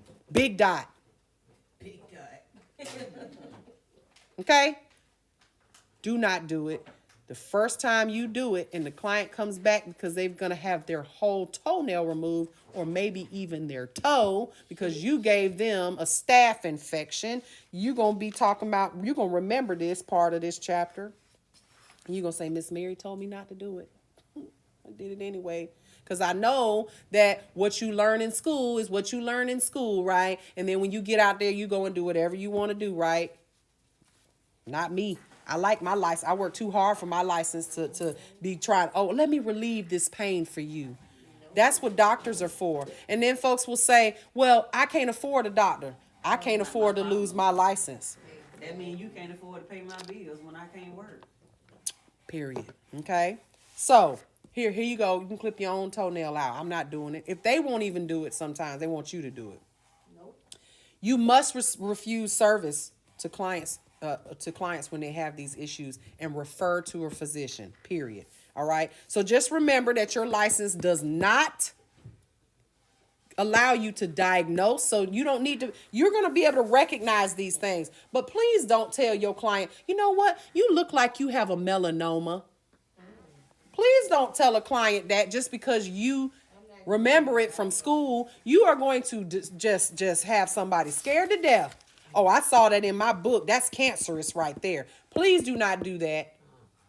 Make sure that you have a little coof, all right? And learn how to speak to clients when it comes to stuff like this. You might say, you know, this doesn't really look normal to me. I think you should go see a doctor before I can work on you. And that's for my protection and yours as well, okay? So it's vital that you can identify this stuff, all right? And knowing how to identify these unhealthy conditions will improve your expertise, all right? I can tell you right now, Nail Tech A, or excuse me, not Nail Tech, we'll say unlicensed Nail Tech A down the street, don't care about none of this. Because they have nothing to lose to include a license. When you work for your license, you're going to care about all of this stuff at the end of the day. So let's talk about some of them. And getting written permission from a licensed physician is not a problem for you. Like, this shouldn't be an issue. They want a doctor's excuse before you can bring your ass back to school and work, don't they? Yep. And these days you can call, you like, oh, my doctor already looked at it. I can email my doctor and they send me a note. Patient portal, right? Everything's on the my chart. Patient portal, right? Show it to me. Let me see it. Because you can put Right? your office note and everything and look at the whole dictated note in a patient portal. Period. All right. So let's talk about some of these conditions. So again, they're hereditary, some injury. You need to inform that client, and we also are only dealing with cosmetic, right? So here we go. Bowes lines. If you look at this, it's kind of hard to see in the book, but Bowes lines, B-E-A-U-S. These are depressions running across the width of the nail plate, so from side to side, due to slowing production of the matrix cells, which causes the nail plate to grow thinner, usually a result of serious injury or illness. Okay, so remember we said that sometimes the matrix, if it slows down, the cell production, that the nail plate will tend to get thinner. And if it gets thin, you'll see that line, it will break right there, in that right across the nail. Now, I'm going to ask you some questions as we go through this, and you can answer yes or no. Should you put nails on a client that has a broken nail from sidewall to sidewall, split in the middle? No. No. Why not? If it's broken, that means it's open to the bed. To the nail. Right, to the nail bed. And if that nail bed is exposed to It could be at the end of the day. Are you sterilizing that client's hand in a sterilizer? You are exposing that client to all types of things. And we said from sidewall to sidewall. So if it's sidewall to sidewall, that means that there's an open area on the corners. On the side, in the grooves. So that means water can get under there. That means that germs and infections can get under there. All kinds of shit. We don't want nothing under there. Okay? Period. So if you seal that down with acrylic or gel or any type of product that is covering the nail completely, you can seal in an infection, and then next thing you know, that client's got something going on when you come back. Okay? Right, or pus coming out of their finger. I had that happen. One of my clients broke her nail across, and went and put Gel-X on it. Called me up and said, did it herself. Called me up and said, it feels so pain. It's so sensitive. Well, soon as I took the nail off, pus came out from the crack. Because it never got a chance to heal. It was an open wound that she sealed over. No air could get to it. It could not heal. Big problem. All right, big problem. Now, the next one. So we're going to say no to that, right? Yeah. The next one is a bruised nail bed. Let's take a look at that. So this right here, a bruised nail bed, that kind of looks like what happened to you, doesn't it? Well, the first day. The first day, right? So that's a dark purplish spot, usually due to an injury in the nail bed. So let's talk about it. What's a bruise? When you have a bruise on your body, it's blood pooling underneath there, right? So if we have blood in between the nail plate and the nail bed, then that means that the nail bed is separated from the nail plate in some type of way, right? So that means it could probably be loose. And if you first of all, I see blood coming out of that. There's blood coming out of that, around that PNF. I love it. I love to hear it. So what can we do? Can we would you put anything on this nail? Well, here's the thing. It depends. In this case, I wouldn't do nothing to it because it's bleeding. Yeah. But let's just say it had grown out a bit and there was bruised still blood underneath the nail plate. I would not this is one of those, it depends. I would not put acrylic nail on there or an extension on there because what if they bump their nail? It's already loose from the nail bed. It's going to snatch the whole nail off. But you could cosmetically camouflage it by putting polish on top of it. All right? With an opaque polish to cover it up. So that's depends. All right? Now, what about a discolored nail? This one here. I've seen discolored nails on people who have, let's just say, anemia or low blood, poor circulation, right? And that's just discoloration of the nail, sometimes due to a systemic disorder, right? Or surface staining. It could happen, maybe you polished your nails blue and didn't use no base coat, and they're blue now, right? So, question, can we put anything on this nail? You could put some polish on it. Yeah, I mean, you could even put nails on it. Not a problem. But you need to be able to recognize that this could be abnormal. And if the client thinks they don't have any problems going on, you may say, "Girl, why your nails blue? You might need to see have you seen a doctor about this? Does it hurt? Right.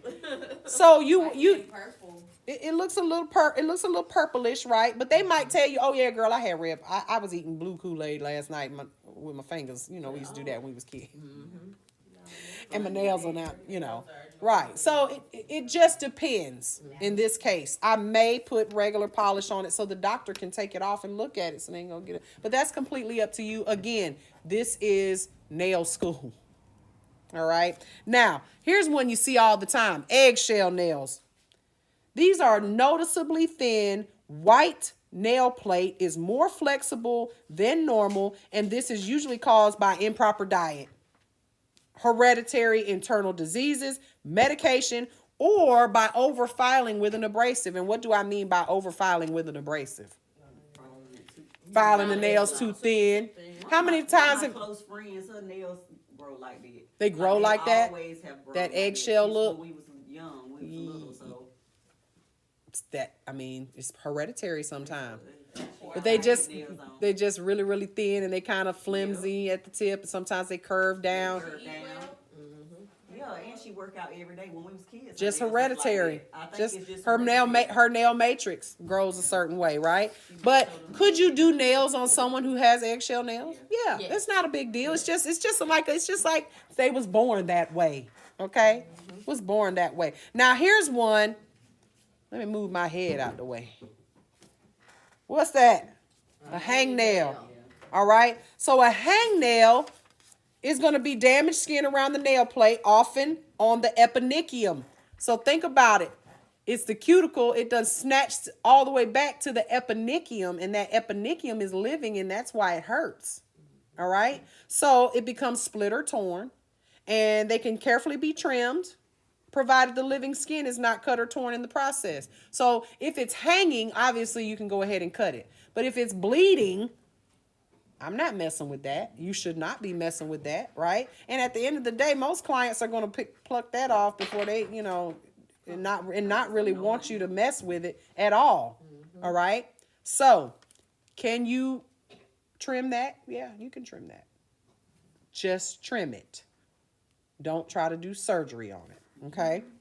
Now, here we go. This is what my son had. An infected finger. Visible redness, pain, swelling, broken skin, or pus. It says right here, refuse nail service, medical referral required.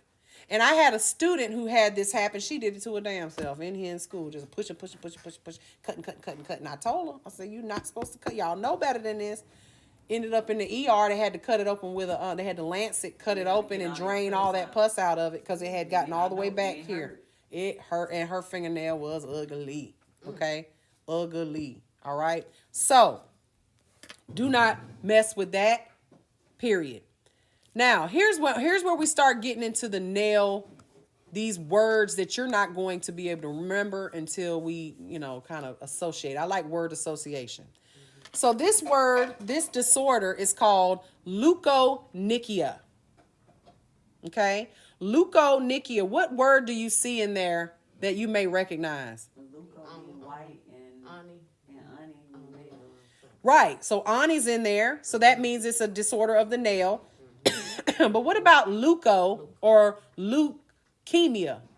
Leukemia is a cancer of the white blood cells. So in this case, leukonychia is whitish spots of discoloration on the nails and usually caused by a minor injury to the nail matrix. For instance, you'll see people that have this right here because they have this nervous tick and tap on maybe they tapping on their back of their finger here, or maybe they injured it one good time and then it grew out and it left a white spot. It'll grow out, right? But this disorder comes from damage to the matrix. It can often appear in the nails but does not indicate disease. And it'll grow out, right? So can we work on first of all, them nails need a lot of work. But can you work on those? Yeah. It's not a disease that is, something that is contagious or it doesn't indicate disease. Now, here's the one, melanonychia. And you see, this is on a Caucasian lady right here, right? You see that black line? This is often seen on women of color, okay? A lot. You'll see it more often on women of color, and it'll be perfectly normal. But in her case, she's not a woman of color, and she's got a black band running down the middle of her nail. So this is usually it's an increase in melanin. Because remember, so I said this last week, white people got melanin too. All right. So this is an increased pigment cells are growing, melanocytes, and it's visible as either a black band extending from the base of the free edge, may affect the entire nail plate. It's fairly common in African Americans and Asians. However, in Caucasians, it could be an indicator of disease. Okay? It could be. So you want to, if it's new, you need to let the client know, hey, this is not normal. I haven't seen this on your nails ever. You probably need to get this looked at. It could be something going on. I don't know. I'm not a doctor. I ain't a doctor. I don't know. All right. Now, this next one, nail psoriasis. You guys probably can see here in the picture. It kind of looks a little like the nails have been etched already, doesn't it? So nail psoriasis is just kind of like dandruff on the hair, psoriasis or of the skin, right? So nail surface pitting, roughness, onycholiasis, and we're going to talk about what onycholiasis is in a second, and bed discolorations either randomly or evenly spaced. The nail plate may appear as if it's been already filed with a coarse abrasive. All right. So in this case, can you put nails on that? Most people would do it because they just don't even really realize what it is. I mean, but it's not a disease. It's not a disease. It just got dry. It's like dry skin, right? And it's dry. It's on the nail. They got really dry nail plates. So I would say, yeah, probably. They may have issues if they get a manicure with the nail polish peeling off. But it could be done, right? Now this one here, honey. How do we pronounce that? Nail pterygium. I know the P is silent. The American language, I tell you, boy. You know, learning to read and speak English is the hardest language of any language. We got a lot of stuff just don't make no sense. And a lot of slang too.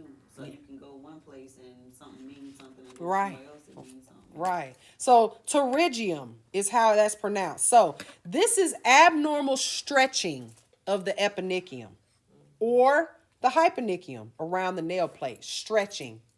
Okay. Usually from a serious injury. And this person had a serious injury. Okay.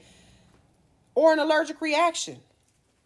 Creams or conditioning oils may be helpful. However, never attempt to treat or push back any nail pterygium or push back anything on this nail. At the end of the day, this client is probably not coming to you to get anything done. They're probably not going to come to you. Okay. Now, here's the good ones. These are the ones that, like, you're going to get them mixed up and you're going to have to remember how I teach this to you, okay? What you trying to do? 320. So, you got what? You got what? 340. Oh, 340. Oh, okay. Oh, I see my girl back there watching me on the TikTok when she's sitting right here in class. That's what I'm talking about.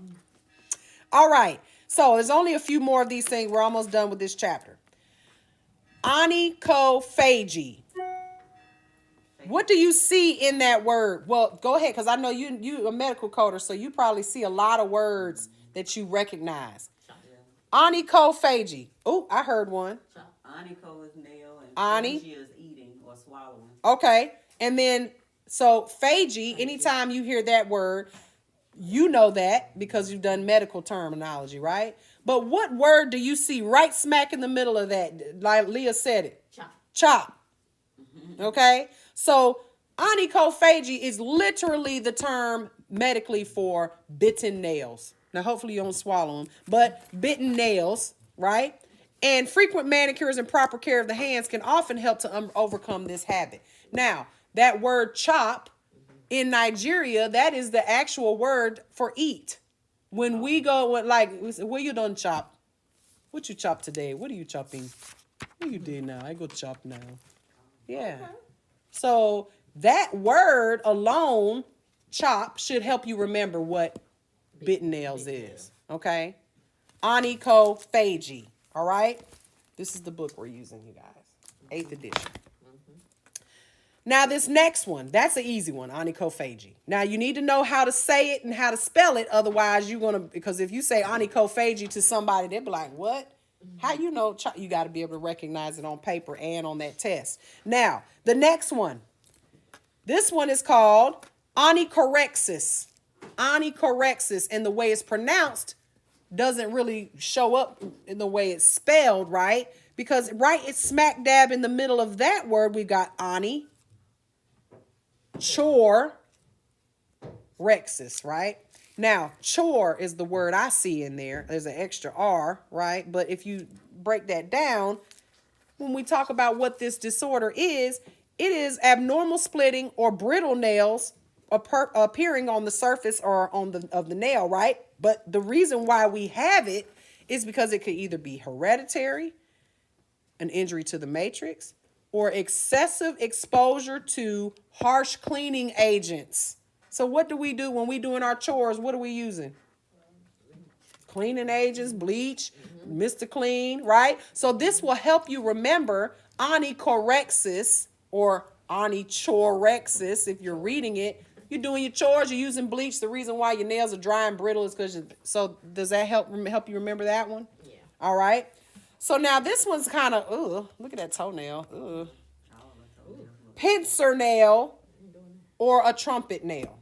All right, because it kind of looks like it's pinching the side. Now, it's also known as a trumpet nail, a form of dramatically increased nail curvature of the free edge.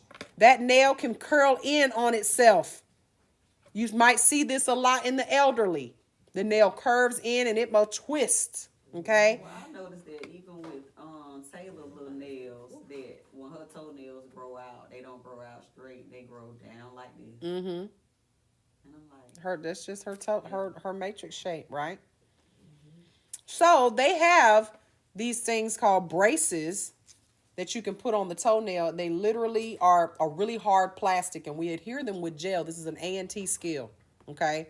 And podiatrists use it.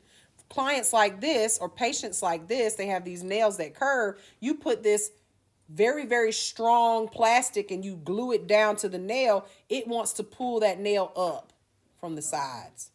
And this can be helped to get rid of that pinching. But those nails grow over like this, or they grow in sometimes round? these grow Okay, round. I got They you. growing round like this, like a straw out. All right, I got you. Okay. So how are you going to remember this? Pincer nail and trumpet nail. Well, the way I look at Trump, Donald Trump, Mike Pence, they go together, right? Wasn't he like his right-hand man that he tried to have like hung? Anyway. So Mike Pence, Donald Trump, trumpet nail, pincer nail. They're both the same. Obviously, you can see pinch. It looks pinched. Okay. So these are sometimes hereditary, or they can be just from old age, right? Now this one here, the plicature nail. First of all, that's bleeding. Here's blood going on here. So this is all known as a folded nail. Okay. It really kind of looks like an ingrown toenail, right?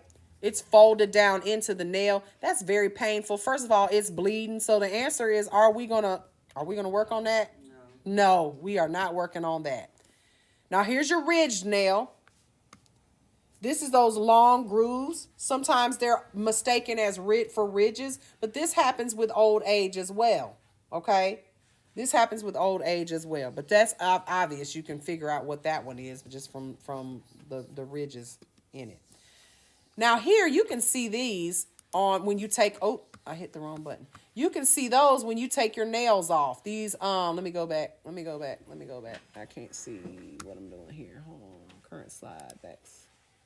Can't see. Hold on, there it is.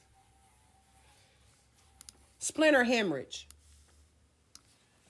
You'll see those sometimes. It looks like a little splinter inside your nail, doesn't it? Mm-hmm. But what is it, actually, a splinter hemorrhage? Like a little blood. It is a blood vessel, right? Capillaries. So you've got these little capillaries underneath the nail that are on the nail plate. Because remember, we had a thin line in between the nail plate and the nail bed, that bed epithelium, right? So that bed epithelium, it got damaged, and they grow in a straight line. These cells grow in a straight line. So if you bruise your nail, boop, hit it on something, sometimes those little capillaries will bust. They'll burst, and they burst in a straight line. So that makes it look like a splinter is in your nail, but it's really just like a little tiny bruise of a line of blood cells that burst. Okay. So it could be caused by trauma or injury to the nail bed. All right. So let's keep moving here. Now, how are we going to prevent nail infections? Because now we're going to talk about infections. This is something that you specifically did to your client. Okay. How can we reduce the risk of nail infections? Sanitation. Sanitation.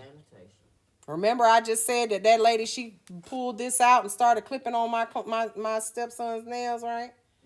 And ain't no telling where it came from, none of that. Having clean surfaces, having clean implements, disinfecting everything to include your hand and your client's hands. This is how we're going to reduce infection, okay? Now, let's get to these disorders because there's a few more. These are diseases of the nails. The first one here, onycholiasis. This is one that you see all the time,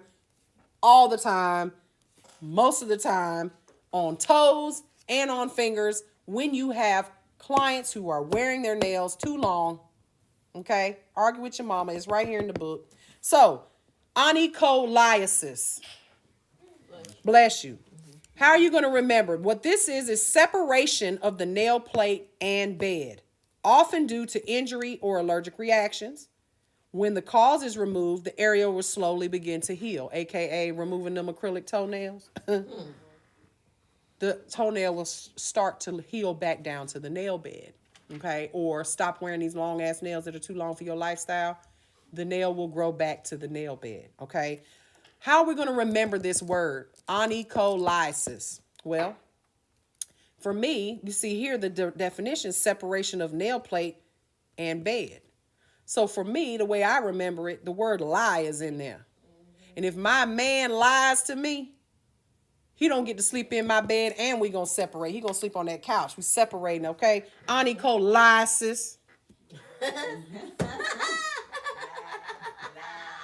He lied to you, sis. Right. You gotta You got to separate. You got to sleep on the couch. You got to sleep on the couch. Get up off my bed. You can't sleep with me. You made that bed. I ain't Onycholiasis. never been able to Brian sleep on no couch. Yeah, he ain't gonna. He be like, oh, we finna be mad in this bed together. He ain't going to no couch. No, I ain't sleeping on no couch. I got a bed in this house. Okay, I'm gonna wet your side of the bed. I bet you go to He that get right on in that bed. So, separation of the nail plate and the nail bed, period, due to injury or whatever, right? So you see that word onycholiasis, okay? That's in there. You should not be putting, and what does it say right here in the book? Need a Medical referral. So if your nail plate is separated from your nail bed, first of all, you shouldn't be working on it. No, cannot work on You ain't supposed to be working on it. So when my friend came in here, she wanted her nails done. What did I do? I said 9-finger discount, baby. Hey, we can't. Not doing This one ain't getting done today. I'm sorry. I cannot do it. You have literally separated your nail plate from your nail bed. Oh, she was hot too. She was mad about that thing. Oh well, she gonna be big, super mad. Put on her cape and fly up out of here. No, because what's gonna happen? What's gonna happen if you put something on someone's nail that the bed is separated from the plate and they knock it on something? The same way they knocked it on something. Snatch the whole nail, and now you mad at me because you can't get no nails. Right. No. Let it heal. Look, somebody said just let it heal and forget about it, basically. Yep, let it, leave it alone. Stop putting these acrylic your toenail is all jacked up. Leave your toenail alone. Let it grow. It's going to take a year for it to grow back. And you steadily letting it just grow back, like lift away every time you hit something on it. Oh, yeah. Now, this next one, this is a good one. Onycryptosis. So you got, that is an ingrown toenail. That's an ingrown toenail, onycryptosis. And the way and first of all, it says here, big as day, medical referral required. Okay. Onycryptosis. How do you remember that? Well, the way I look at it is, y'all remember that crip walk dance they used to do, and it was real like on the tip of their toes. If you got an ingrown toenail, you're going to be doing the crip walk, and in there right there say crip. Or someone who maybe their foot, they're crippled, you would say crippled if they couldn't walk, right?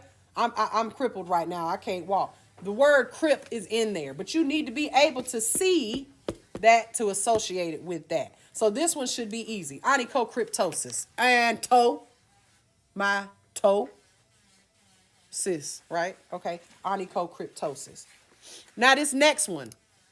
This one, often mistaken for onycholiasis, okay? This is onychomedisis. Now this one, the difference with this one and onycholiasis is separation of the nail plate and the nail bed due to an injury, right? Onychomedisis, look how it looks. It's like coming away. Now that wasn't a nail injury. This is separation and falling off of the nail plate from the nail bed in either fingernails or toenails and can be caused by an infection. All right? Injury to the nail matrix or systemic illness. Okay? Sometimes things known like chemotherapy. Okay? So, how are you going to remember this? And you gotta be a fan of Tyler Perry to remember this. Okay? So the word Medea is in, or onychomedisis, right?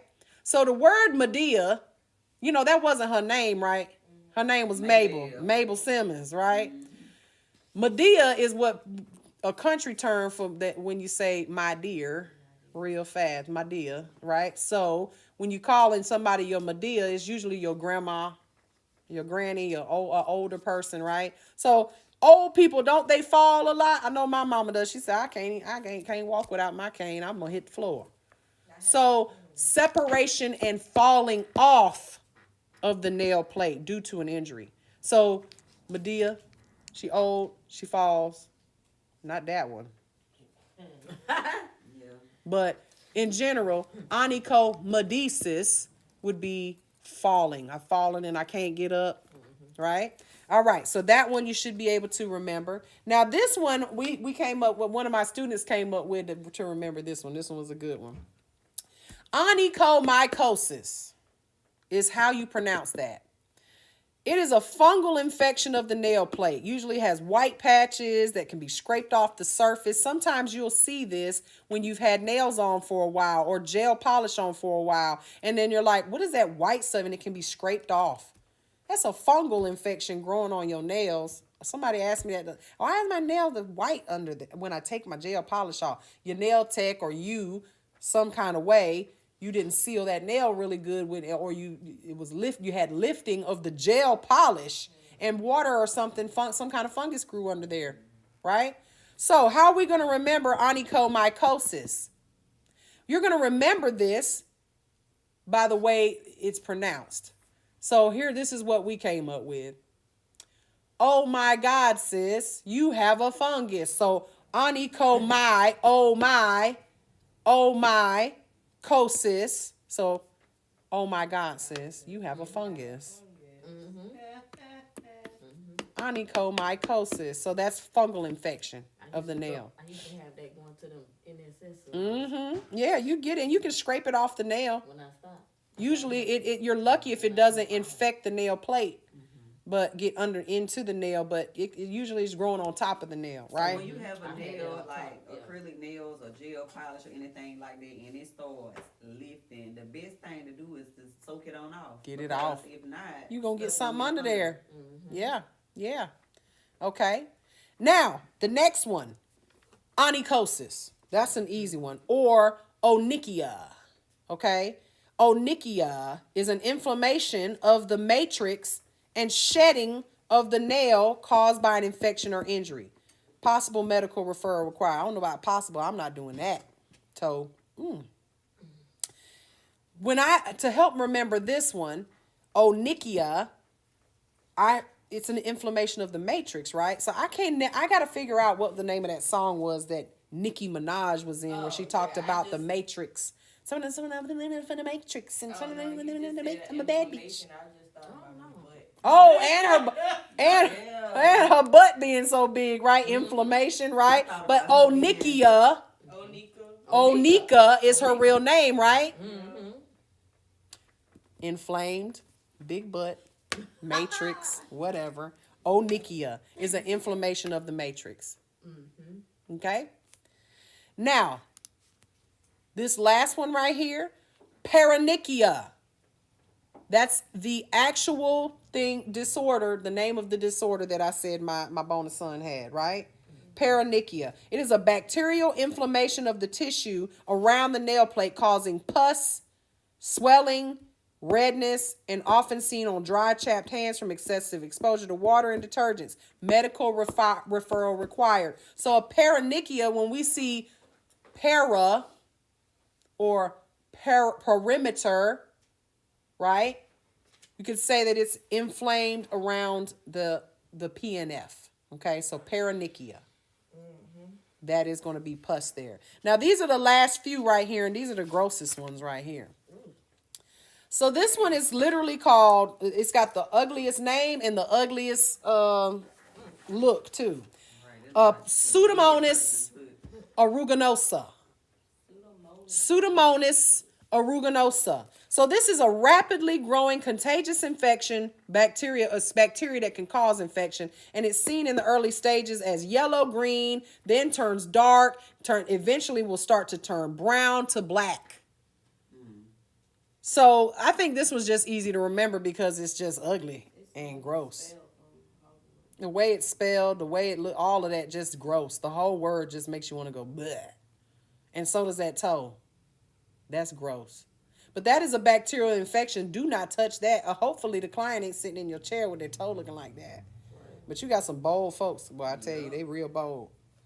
We had a lady come in here, her and her friend came in here, feet was black on the bottom. You remember that day? Alexis had to do them feet. Ooh, black on the bottom.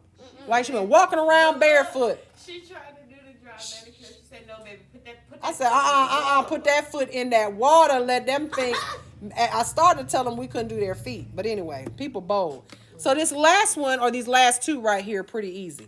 So the pyogenic granuloma, if you look at that, it's a severe inflammation of the nail in which a lump of red tissue grows up from the nail bed to the nail plate. So the word that I see in there, and then I look at this nail, first of all, that looks like a granola, right? So pyogenic granuloma.